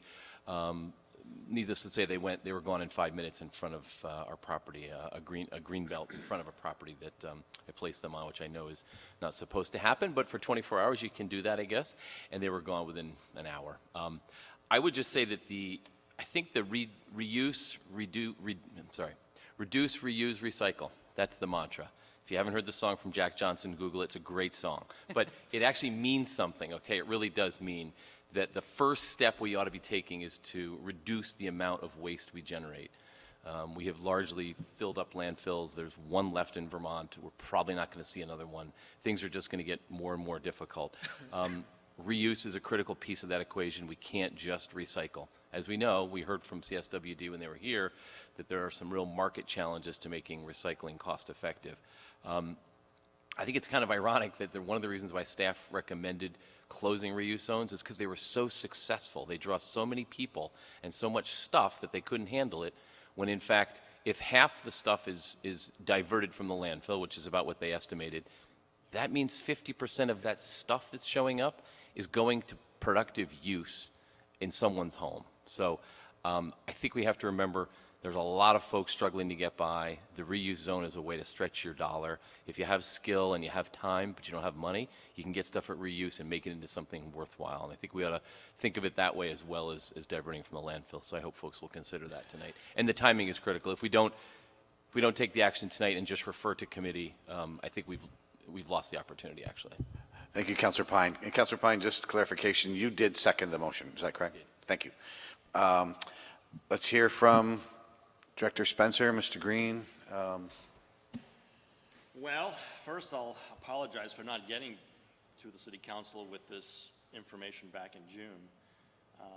Back in June, Oh, Mr. Green, could you please pull your microphone right in? We're having trouble hearing. When they had the retreats, the reuse zones was one of the conversations that we've had. And then, they talked about how the reuse zones started long before there were many other options. And granted, this all came from staff. Current problems, including customer traffic, scavengers who mill around. The safety concerns was a huge concern for all the staff and the board members. People bringing things to the site without checking in. Some of those things include pharmaceuticals, food, ammunition, and just the labor and the staff time that it took to manage these reuse zones. So there were 13 members at this meeting, and there was one abstention, but it was a unanimous decision to close all the reuse zones based on the information that staff gave us. There wasn't really a lot of debate, and I went along with it based on the information I was given by staff that made a lot of sense. Now in September, the conversation was not to reconsider opening or keeping the reuse zones open. It was extending the conversation. Mr. Green, could you pull the microphone a little closer still? Yep. The conversation was to extend the time to give towns, or it was town of Richmond, basically, that wanted more time to come up with other options to keep a reuse zone or something open in Richmond. So the vote was not in September, to close the reuse zones, because that was already decided in June, again, by that unanimous decision. And so, yes, I did vote no to give more time to come up with other options. That's what the vote was. And I base that all on the information that staff did. Staff weighed, spent a lot of time researching and came up with a lot of great information on why they should be closed. And that's what I did. All right, thank you. Director Spencer, did you want to say a couple words before we go to? I will add a few items here. The TUC meeting is scheduled for the 24th of this month. It immediately precedes the Chittenden Solid Waste District Board meeting. We will have this on the agenda, and I think Councilor Pine did allude to something that is important to understand. There are many options these days for reuse. Many communities do not have them as conveniently as Burlington. Resource being immediately adjacent to the drop-off center certainly is a benefit, and they are open 6 days a week. The Chittenden Solid Waste District drop-off center has very limited hours in the city. That said, we are happy to take council direction and action, and clearly reuse and recycling is a priority. Rob oversees our recycling program, which was the first in the state and really set quite a trend for this community. So we're here to be a resource in your conversation tonight and figure out how to move forward. Thank you, Director Spencer. Councilor Shannon. Thank you, and thank you very much for the kind of history and context of how the decisions were made. You noted that there was a lot of concern about safety, and you said something about ammunition, which I think a lot of us around the table recoiled a little bit, like, I know I had not thought of that. I wondered what other safety issues you might be referencing. At that retreat in June, safety was the #1 concern at all the drop-off centers in all the towns. There's so much traffic there on Saturdays at all the drop-off centers that they're trying to limit the amount of people that are going in and walking around and milling around and things of that nature. People almost getting hit by cars and traffic of that nature. There's bucket loaders moving around, you know, loading up dumpsters and things of that nature. And that was really the biggest concern of the whole day, was the pedestrian safety, the customer safety that was there. So it's not so much, it's the amount of traffic being, it's managing. On the limited space that they have at all the drop-off centers. Okay, it's not the things that are there that are causing the safety concerns. The things that are there, it's all the large dumpsters and all the space that it takes to take all the things that people want to drop off. They're going to start reconsidering. But I mean the things in the reuse zone. Well, the reuse zone, the bulky waste, trash, recycling, compost. When you start adding it all up, it takes up a lot of space. And they start to think about exactly what is most used at these drop-off centers. Is it the bulky waste, which is the mattresses and the furniture, trash, recycling, and the reuse zones were not nearly as important as all the others. And Councilor Shannon's question too gets to the point of the stewardship of the spaces has been a challenge, and when there's glass and other materials in there, it needs to be a high degree of management to make sure the materials are properly stored, aren't breaking, aren't creating a safety hazard either for the customer or for staff. Okay, and so am I understanding correctly? There's a whereas clause in this resolution that says CSWD board revisited the issue of the reuse zones at its September 12th meeting and considered a motion to explore solutions to keep the reuse zones open, which failed by a weighted vote of 19 to 16. But that's not accurate, because that motion was to explore a solution to keep the reuse zone in Richmond open. It was to explore giving more time for the town of Richmond and other towns to come up with other options. The vote in June had already determined that they were being closed. Unfortunately, the town of Richmond was not there in June to be part of that conversation. And So can you clarify what was the motion to reopen the discussion on all of the reuse zones or just on conversation Richmond? on what other alternatives they could come up with for a reuse zone. Maybe have it managed by the town or just other options. But just for Richmond or for everybody? All, for all. All of them? Yes. Okay, But Richmond was the most vocal. okay, thank you. Councilor Nodell, do you have a clarification on that point? I have the exact language on the motion if anyone wants to see it at the September meeting. Okay. I'll read it into the, okay, let me just read it. There was a motion to amend the motion to close the reuse zone and authorize staff to negotiate with the town of Richmond and explore solutions to keep the reuse zone open. There was a friendly amendment to include the reuse zone in any town in the discussion of solutions to remain open. And there was a further friendly amendment to set a time frame for a report from staff to the full board in December 2018, and that the reuse zone stay open until that time. Thank you, Councilor Nodell. Councilor Hartnett and then Mason. Thanks. Rob, I don't think anybody here, or at least certainly not me, were coming at you for the decision that you made or anything like that. I think you made the best decision with the information that you had in front of you, and I respect that. Thank you. But I think, you know, given the resource that this is for some families, you know, it's always easy to say that, you know, safety is concerned and there's ammunition in there and how much ammo is really there. I mean, I don't know, but once you hear that, that's enough to scare everybody and say, close them, right, Joan? Councilor Shannon? I understand that, right? But reality is there's probably not that much ammo in there. And at the end of the day, I wonder, you know, if we could get creative and maybe not close all of them. Maybe we could close some of them. Maybe we could come up with some rules to prevent safety. So if you were looking in the reuse zone, it would only be a certain time of day that you could go into that zone.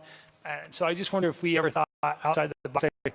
It's always, it boggles my mind, and I know, you know, I've said this for years in Burlington, the easiest thing to do is to say no, and that's it. This is the way it's going to be, and whether it's the use of the gym at BHS or whether it's something like this, and we just simply say we're going to settle by saying no and not be creative and not look at ideas that might be solutions to where it's a win-win. And so I do support this resolution, and I hope that we could look at avenues to get creative with this and really continue it, because I do think it's an important source for a lot of families in Burlington. Thanks.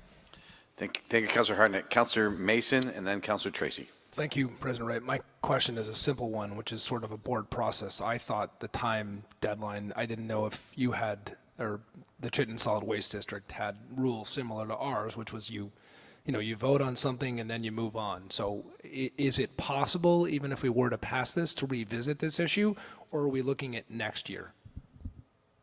They're not willing to reconsider opening the reuse zones. Now, they are willing to work with us on other options and other ways to come up with other ideas, thinking outside the box. Absolutely. But opening the reuse zones right now is not going to happen. Thank you. I mean, I guess I'm not going to wordsmith this, but I'm not sure that the first resolve clause is even, in light of that answer, is possible. I still think what you're hearing, the sense of the council, if this passes, is to work with Tuke to see what you can do, and I support that. And I do too. I will certainly work with the Tuke and CSWD on ways to think outside the box and come up with ways for people to be able to reuse things. Councilor, point of order. Okay, Councilor Hartnett, what's your point of order? Well, is there a procedural issue that they could reconsider that in any way? Like here at the council, you. Okay, continue. I don't know. It sounds like we have this resolution in front of us. We've been just told it's a dead issue. No matter what we do here tonight, that's not going to make any difference. All right, which I, find frustrating. And so I'm asking in the context of their committees, is there ever such a thing as a reconsideration by a member where they could reopen this? Could I get that answer? I just want to be clear for everybody, though. Points of order should be things that Whatever I said, who cares? No, Get the Councilor question Hartnett, answered. please. Councilor Hartnett. Points of order are things that the council president will make. Yeah, I a got ruling it. on. I got it. So CSWD Tarnit, is please. working with their legal team to make sure that they have all their ducks in a row. The meeting was just before this one, so I can't speak for exactly what their legal team is going to tell them, but right now, they're not going to consider a motion in October to reopen the review zones. Thank you. Councilor Tracy. Thank you, President Wright. And so, like others, I had also been hearing from constituents about this, and that's why prior to this, the resolutions crafting, I had asked that this be put on the TUC agenda. So I just want to thank the maker of the resolution for including that my suggestion that we refer it to TUC. Regarding that, I think that regardless of what we've heard, I think that one of the elements of the public comment or the feedback that I received from the public was that of surprise that they didn't know quite that this was coming. And so I look at this resolution as an opportunity to continue to do that public outreach, whether that means exploring other options or trying to find some way to keep them open, but doing so in closer collaboration with the folks who find this resource a valuable one within the community. So I look forward to our conversation next week at the TUC, should this pass. Thank you, Councilor Tracy. Councilor Pine, and then I think we may be ready to vote. Mr. President, I just want to share with you some information from a member of the CSWD board representing another town. He received an email. I'm just sharing it directly from my email. Directly from the chair of the board, and it basically said, since you voted in favor of the resolution that was proposed at the meeting, you're not actually someone who can request that it be reconsidered. And here's, according to Robert's rules, at this point in time, I believe only a person who voted against your motion in September can ask for reconsideration. This rule was put in place to prevent someone who loses a motion to keep bringing up the same or materially the same motion, and thereby spending valuable time of the board on an issue that has already been decided. So actually our rep who voted in favor, according to this, would have the ability to request that motion be reconsidered at the October meeting, according to this email. Thank you for that clarifying point, Councilor Pine. Councilor Paul. Thank you. Could I have 3 minutes and a recess, please? We'll be in recess for 3 minutes, but we really will be back in 3 minutes. Thank you. No, yes, we're in recess for 3 minutes. No, councilors ask. If councilors ask for a recess, we take a recess. Dave. Stop.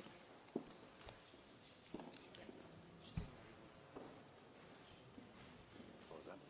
That's good. Oh, God, why didn't you fix it earlier? I would be able to say, I would only say there may be. There, the lid to that board can. How about another recess? Dave, recesses are granted. I know, but come on. Dave, stop it. Jesus Christ.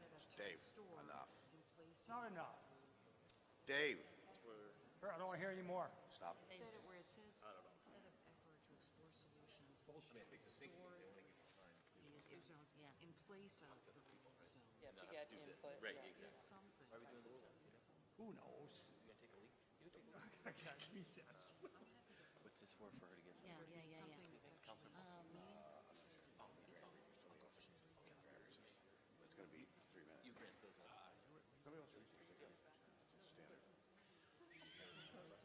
had to open it. Rich Goodwin gave me his.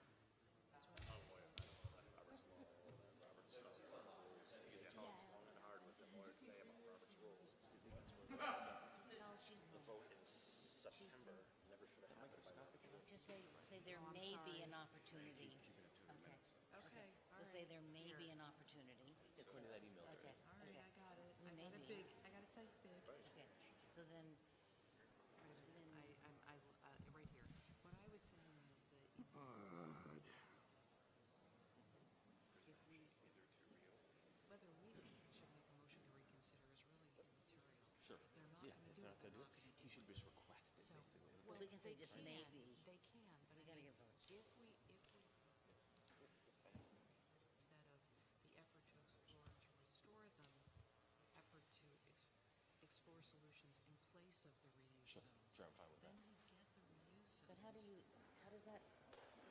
of, I don't get that. It sounds like you're basically saying Get rid of them. you could never do the Richmond zone because you have to do it in place of. In place of means replace. Okay, how about to restore or in place? Sure. You get something. I guess so. I don't understand that, I though. don't get in place of. just means- That's what she's reading, but that's not how I understood it when I voted. Right, and no, Or an alternative. it would be Or an alternative. just like a reuse zone, but it couldn't be at, it wouldn't be. Are you going to do an amendment? Is that what you're doing? I mean, I would rather. I'm not against it, per se. So,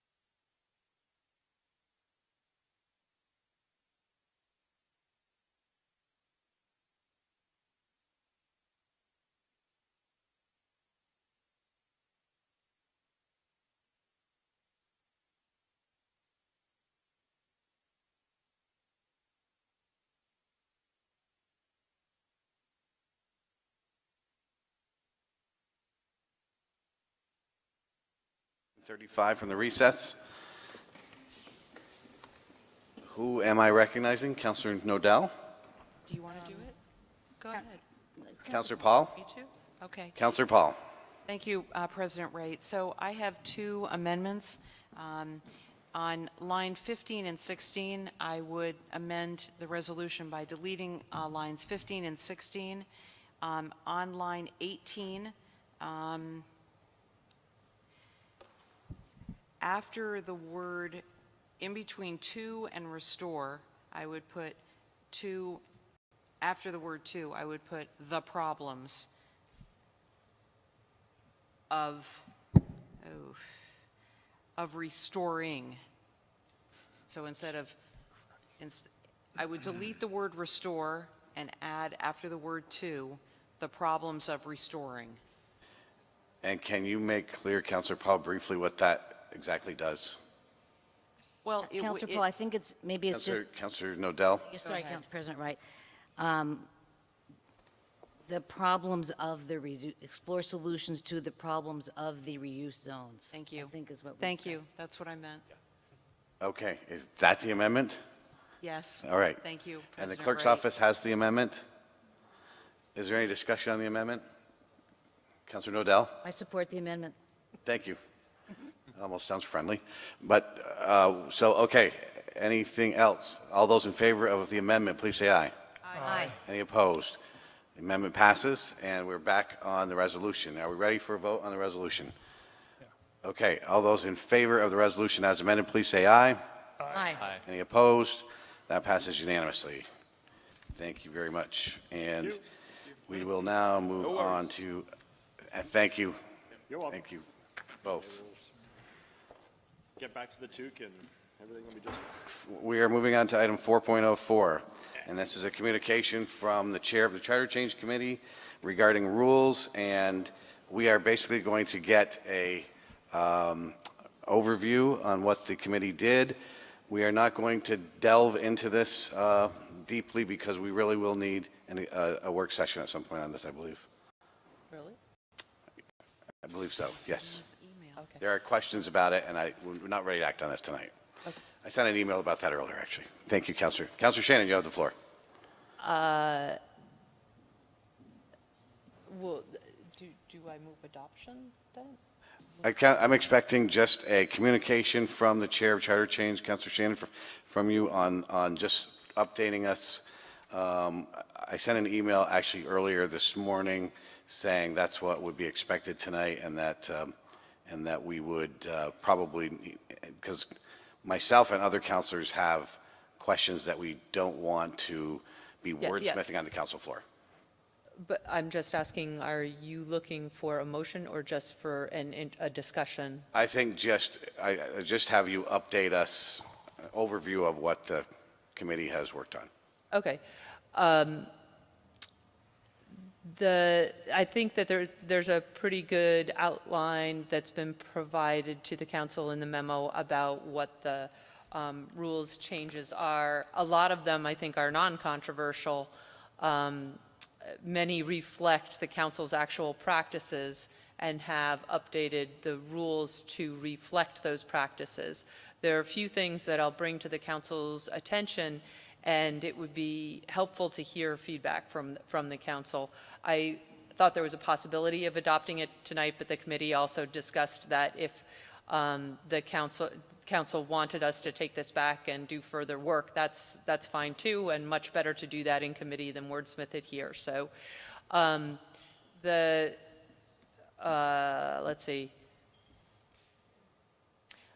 I think rule number 5, the committee proposes adding a process around time expectations for each agenda and a process around managing priorities for public forum. That's, we discussed a lot of different ways that could work.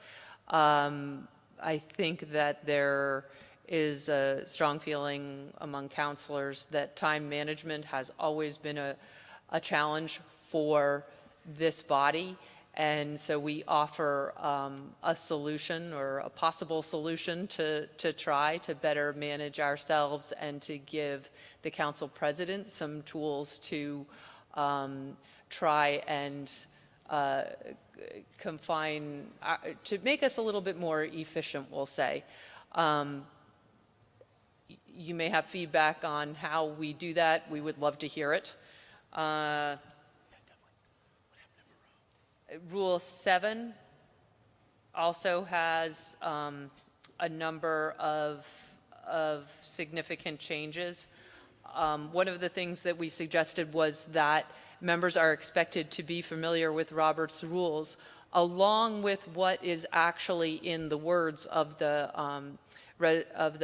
new rules. We also had a discussion that new counselors need more assistance from the city to understand Robert's rules and to understand how a lot of things at the council work. I know when I first became a counselor, I had to sit down with the city attorney and the CAO that was really helpful, and I think more recently counselors have not had that benefit. But we were even given a cheat sheet on Robert's rules that was really helpful. So the expectation is that along with that, there would be some assistance from the city attorney's office to prepare new counselors for that expectation. We had a lot of discussion about when we have appointments for, we are required to always vote. We can't abstain from votes. And yet there are situations, it arose with BT, but more commonly it arises when we make appointments. If a counselor must vote, it has always seemed important to me that if you must vote, your choice can't be to only vote yes. There has to be a choice. So if you have one person that is nominated for an appointment, there needs to be an ability to vote no, and that is clarified in the new rules. I could go through more of this, but if counselors have specific things that they wanted to get on the floor for us to consider, maybe I should just open up to the council rather than continuing to walk through, and then I can respond with, and other members of the committee can also respond with the discussion. Thank you, Councilor Shannon, and I do thank the Charter Change Committee for all the work on the rules. I appreciate that. I know you did significant work. We can open it up to the council, but I just want to, there are a number of counselors that have concerns about some of the things that are not decided on how they want to go, and I don't want to get into a full-blown debate about it. We have other items tonight as well. I think we're better served by a work session, but if counselors do have things they want to mention right now, but I know that counselors have mentioned to me the desire for a work session on this. Anyone need to weigh in? Councilor Nodell? I think I want to also acknowledge all the work that the Charter Change Committee did, but I do think this kind of detailed, line by line, I have lots of questions and thoughts, and I would love to share in a work session setting, I think would be the most productive way to move forward. Councilor Hartnett? Thanks. When I looked at this, I mean, there's a fine line of making sure we're not here till midnight, but also stifling debate. And I think some of these rules, we could talk about that in a work session, because I don't want to get into a council that doesn't debate well. Good debates are great, they're healthy, and I think some of these rules, sometimes the new rules that I saw might deter that a little bit. Thank you, Councilor Hartnett. Anyone else need to weigh in, or? All right, so I will schedule a work session in the very near future on the rules, and we'll spend some time on that. So again, thank you, Councilor Shannon. Thank you, Madam Chairwoman, for the work, and the Charter Change Committee for spending, I know, some really significant time on this. So thank you. Well, that will conclude that item, and we'll be coming back to that, and we will on another time. We'll move to the ordinance 4.05 and go to the chair of Ordinance Committee, Councilor Mason. Thank you, President Wright. I'd like to make a motion to suspend the rules, place this in all stages of passage, and adopt the ordinance, and ask for a floor back for brief explanation after a second. Seconded by Councilor Nodell. Councilor Mason. Thank you, President Wright. So despite our best efforts on the Section 8 revisions to Section 18.20, when this went to our printer, it appears there were some suggestions that were made. There are 3 modifications that were detailed in the memo. They are all non-material, so I believe this should pass without any discussion. Thank you. Thank you, Councilor Mason. Any discussion on this from council? Hearing none. All those in favor of the motion by Councilor Mason, please say aye. Aye. Any opposed? That passes unanimously. Item 4.06 is a communication from City Attorney Blackwood and an update on Burlington Telecom regulatory process. City Attorney Blackwood. Yes, we had the technical hearing on Burlington Telecom sale, and legal briefs are coming in at the end of this month. There have been a number of questions about other issues, but if you would like to talk about sort of our strategy and planning, that's information I'd want to discuss in executive session. But if there are questions, I'm happy to tell you more. From our perspective, the hearing went well, and we're optimistic that the Public Utility Commission is going to approve the sale. Okay, questions for City Attorney Blackwood? And also, we have to decide whether we want to go to executive session on this at the end of the meeting. Councilor Nodell. City Attorney Blackwood, thank you. Can you tell us a little bit more about some of their questions about the carried interest issue? I understand they had some questions about that. The various the commission consists of 3 members of the commission that are appointed by the governor, and then they have present there several staff people. They had 3 staff members at the hearing. So there were questions both from the commission staff and the commissioners themselves.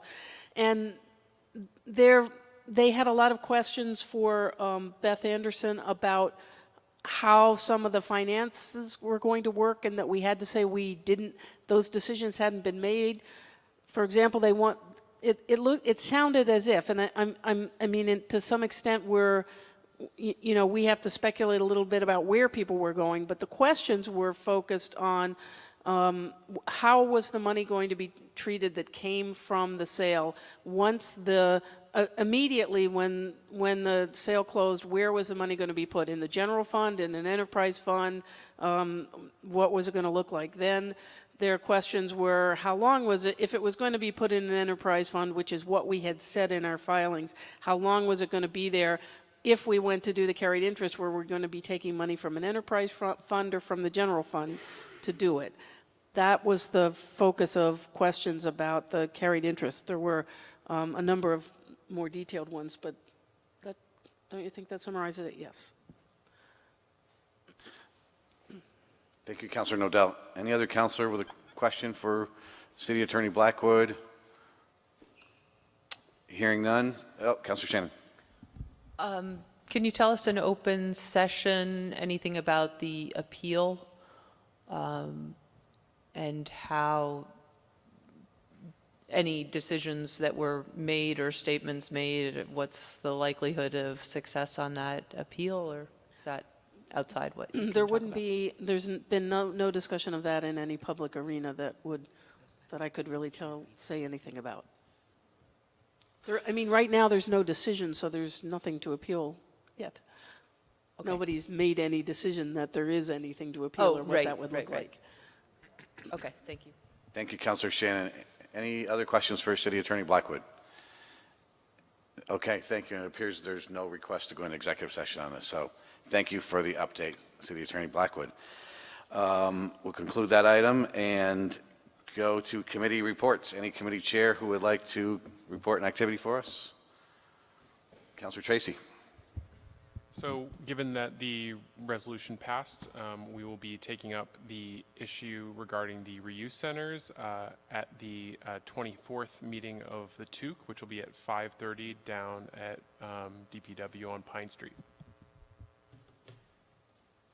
Thank you, Councilor Tracy. Other committee chairs, Councilor Roof. Public Safety Committee, I don't know what the date will be yet, but our next, should be by the end of the month, and we'll be taking up our city's encampment removal policy. So when I do have a date with finalized, I'll share with the council and the rest of the community. Thank you. Thank you, Councilor Roof. Councilor Mason. Thank you, President Wright. Tomorrow, the Joint Ordinance CD&R Committee will be holding its first meeting on the IZ at 5:30, room 12. And also forewarn you, in ordinance, we had a bit of a backlog. We made very good progress in getting through a bunch of ordinances, but I expect we're going to have heavy ordinance changes at our next or maybe the meeting after that. Thank you. Thank you, Councilor Mason. Any other committee chair? Councilor. Question for President. City Attorney. We're in committee chair reports right now. This is for committee chair reports right now.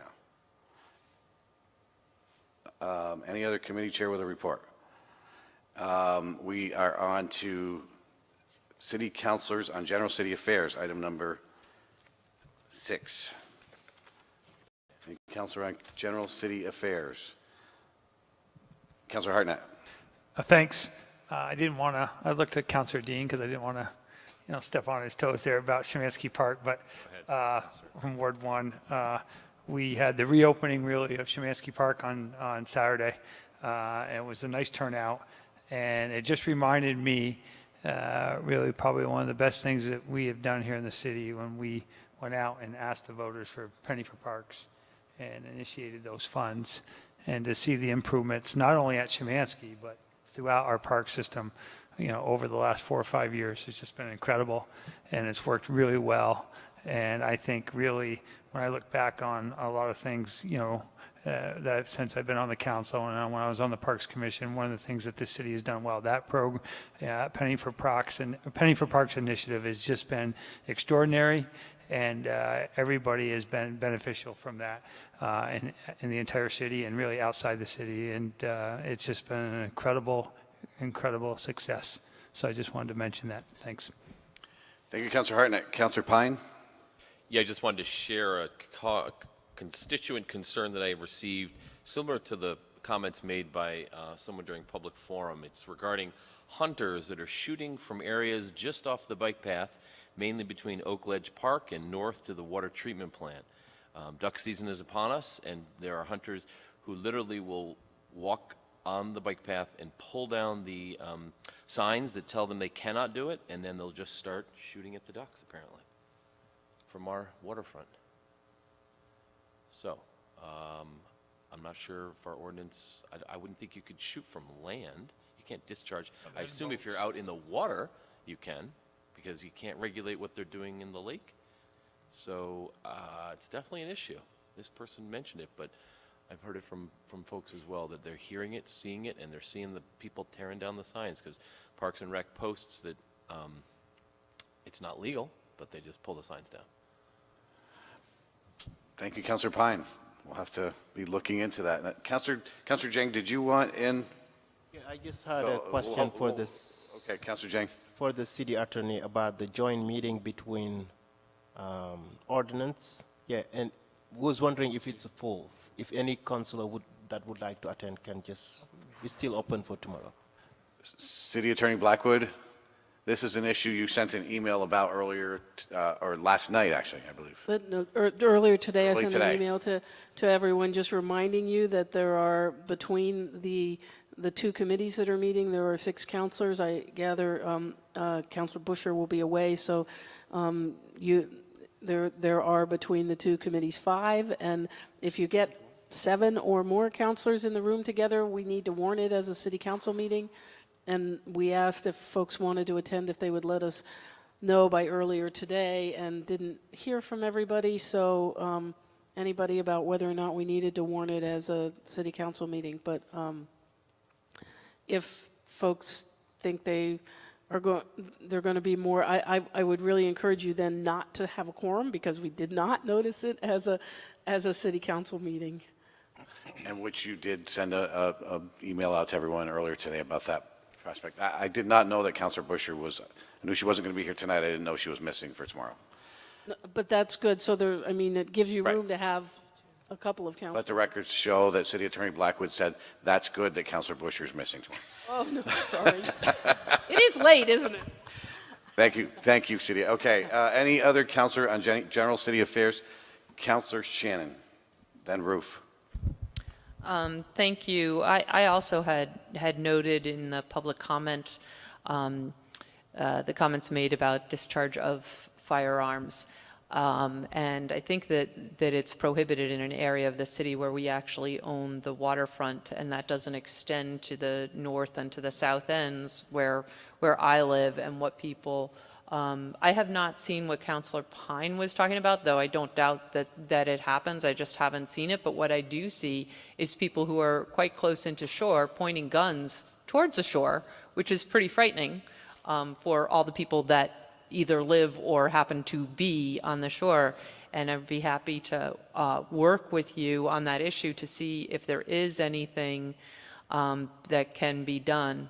Because I do think it's an important safety issue in this city. Thank you. I agree with that also, and my dog also heard those gunshots, as the constituent mentioned earlier.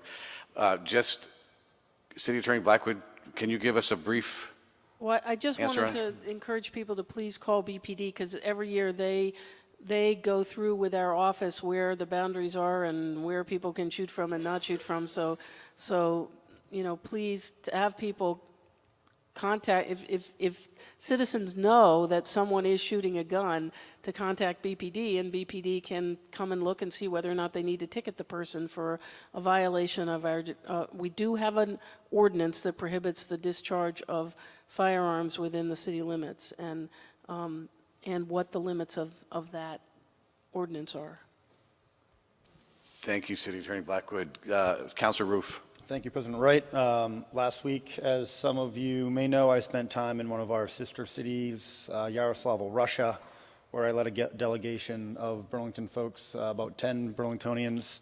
And we went through a really special and well-planned program that was put together by our counterparts in Yaroslavl, so I want to thank them. Also thank members of the U.S. Embassy that made the trip from Moscow to join our delegation for a few days, which made the trip a little bit extra special.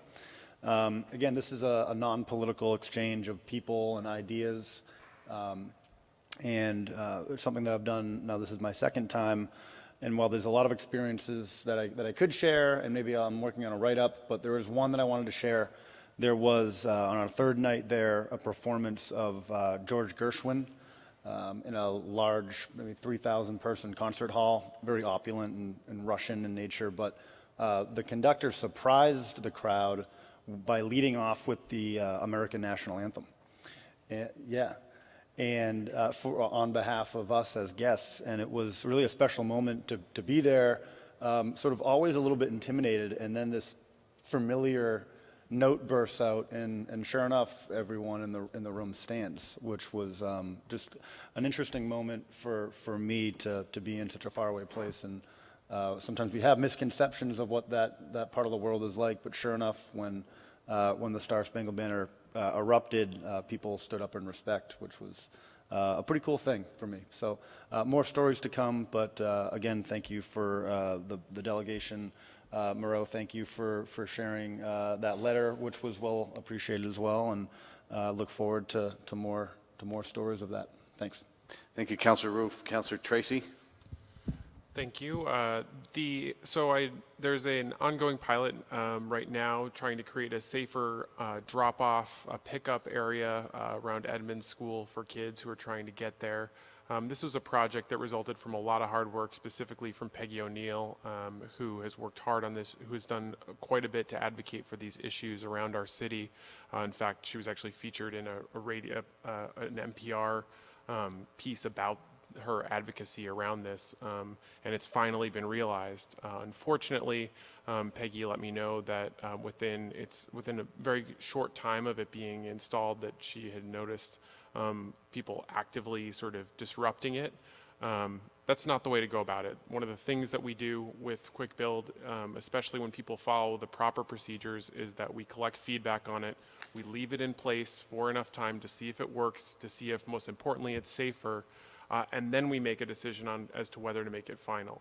It is absolutely unacceptable for people to be disrupting a permitted street use within the city of Burlington, especially when we're trying to make kids safer. I've spoken with the chief about it. He's looked at it and let me know that some things he felt like were not necessarily the result of active vandalism, but some things might have been. And so they're keeping an eye on it. So I want to assure those that worked hard to get this in there that this was one of those things that the city seems to be monitoring, and we'll hope to get good data to see if it's actually safer before making a final call. Thank you, Councilor Tracy. Councilor Jang, and then Councilor Nodell. Thank you. So I think the woman was here and talking about the hunters. Yeah, she's a Ward Evans resident, and she called me on Saturday, and I encouraged her to come here and talk to the whole council. And to me, there are two things. One is safety, and the other one that she was really worried about is about the noise. And I was telling her we have noise ordinances here in Burlington. And she also did call the police, but looks like nothing resulted from it. And maybe the ordinance committee can, revisit what we can do as a city in making sure that we're safe and also the noise can be mitigated a little bit. And the last thing, if there is this, he's watching currently. He lives in Ward 2 or 3. All the time he calls, his name is Jared Wood. He asked me, Ward 1, okay. So he asked me to make sure to talk about this here. Let's make sure on November 6th, as councillors, we make sure our constituents go out and vote. Because he's like, the voting record right now in Burlington has been dropping significantly. And it is our responsibility in making sure the people who live here will show up on November 6th and vote strong. Thank you. Thank you, Councilor Jang. Who else did I have in the queue? Councilor Nodell. Thank you, President Wright. Very brief. On Saturday, we had in the Old North End another very successful dumpster day, and people love it. People just say, thank you so much for doing this. And just wanted to acknowledge the great work that our staff person, Laura Hale, did organizing it. It's a lot of work. And she is available for a fee to organize dumpster days in the rest of the city if anyone's interested in approaching her. I really recommend it. I think when you look at the benefits to the people relative to what we spend on it, it's just great. So thank you, Laura. And Old North Enders, we're having another one in the spring, so get ready. Thank you, Councilor Nodell. Councilor Dean.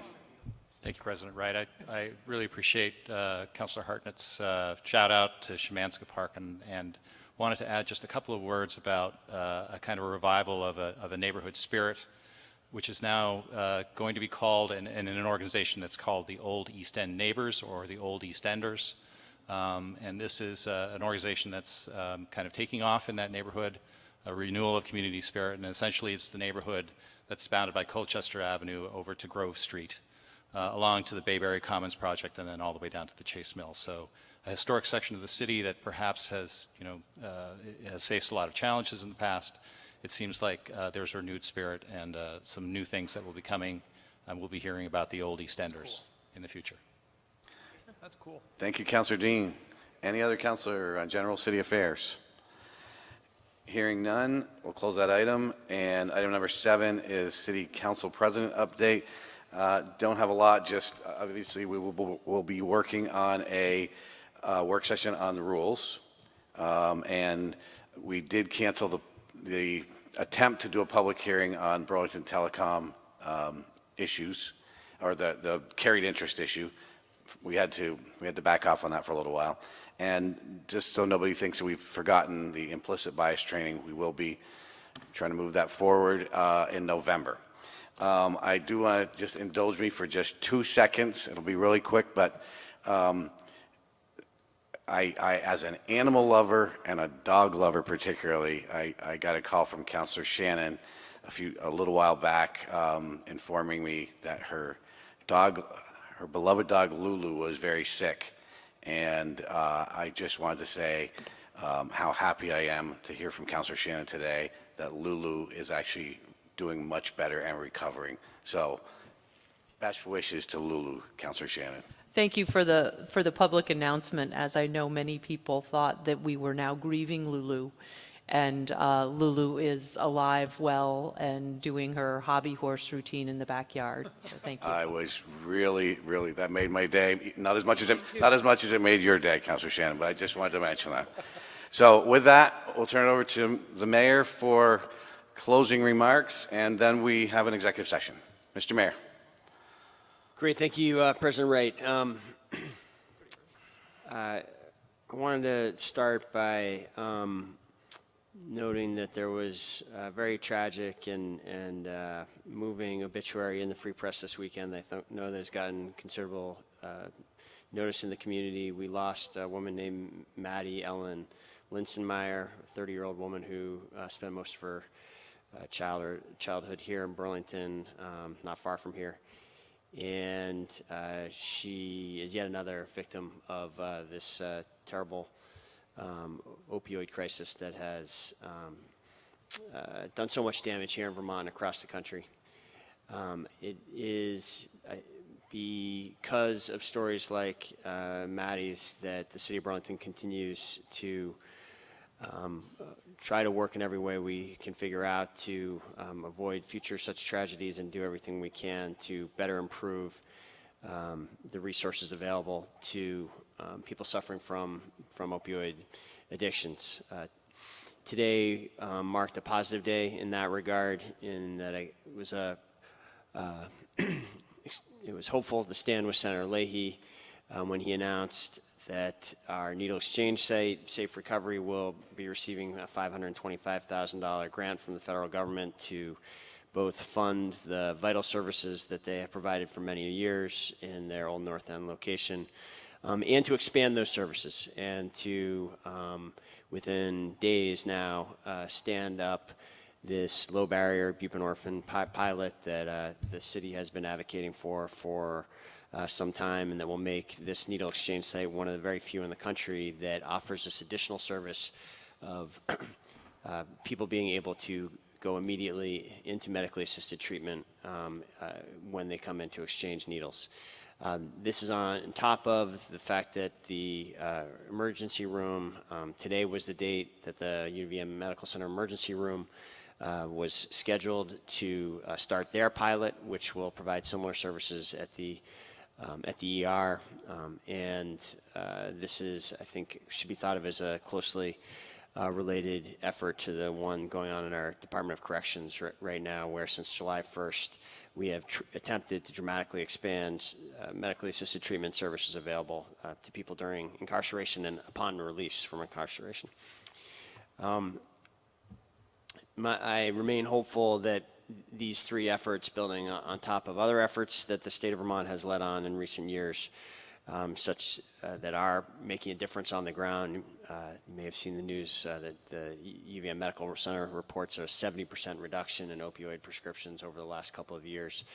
It is my hope that there are fewer obituaries like Maddie's in our future as a community.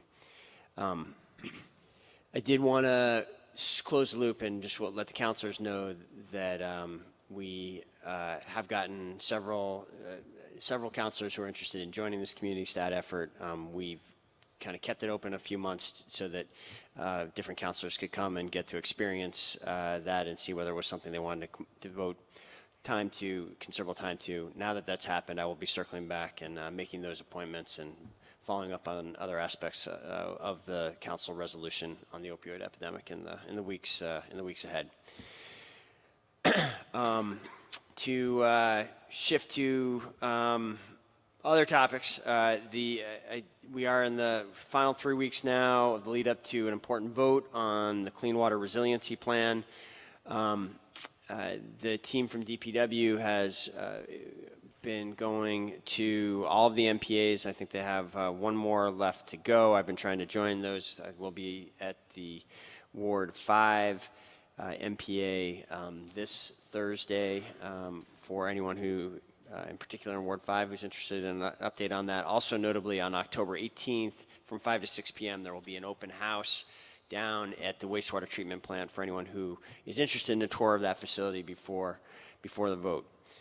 And finally, I want to note for the public and the council that this is Innovation Week is again upon us. This is an effort that has grown out of the very successful 7 days event Tech Jam to include a whole week of events led by the BTV Ignite effort. And it is my sense that the event has continued to grow and become richer in a number of ways with each year. This year, for the first time, there is going to be an investors summit tomorrow, which I think is a hopeful event. They are expecting something like 300 different investors, both local and regional investors who are considering Burlington as a place for entrepreneurship and startup opportunities. So with that, President Wright, I'm happy to turn it back to you, unless I'm also happy to move into some public remarks on the final item when you're ready for that. Thank you, Mr. Mayor. We are going to be moving into executive session, but if you want to speak to this first, City Attorney Blackwood, I had requested earlier today that we say as much as we can to update the public in open session before going into executive session, because there is, on the issue of the town center, there is a lot of questions out there publicly. I think a number of us are getting questions from our constituents as well as the media, and I know a lot of this can't be discussed in open session, but I hope that there is something that can be said before we go into executive session. Mr. Yes, Mayor. President Wright, I'm happy to provide a brief update and to speak to you why we have suggested that an executive session tonight is important. On August 27th, this council approved essentially an amendment to the development agreement to allow the City Place Burlington project to... Point of order. Point of order, Councilor Dean. What is your point of order? I need to, due to a professional conflict, recuse myself and leave the room prior to the mayor's remarks. Thank you, Councilor Dean. Councilor Dean is recusing himself for the professional conflict. Thank you, Councilor Dean, for that. Mr. Mayor, back to you. Great. Okay, so I think everyone at this table remembers August 27th at the urgent request of the developer of City Place Burlington, we deliberated over and ultimately approved an amendment to the development agreement, essentially through a separate agreement, we call it the side letter, that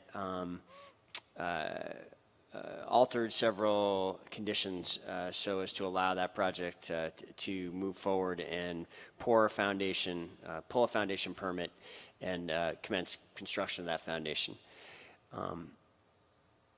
At the end of September, about a month later, when it became clear that that work had not moved forward, that in fact the no paperwork had been filed for requesting a permit and that the work had not commenced.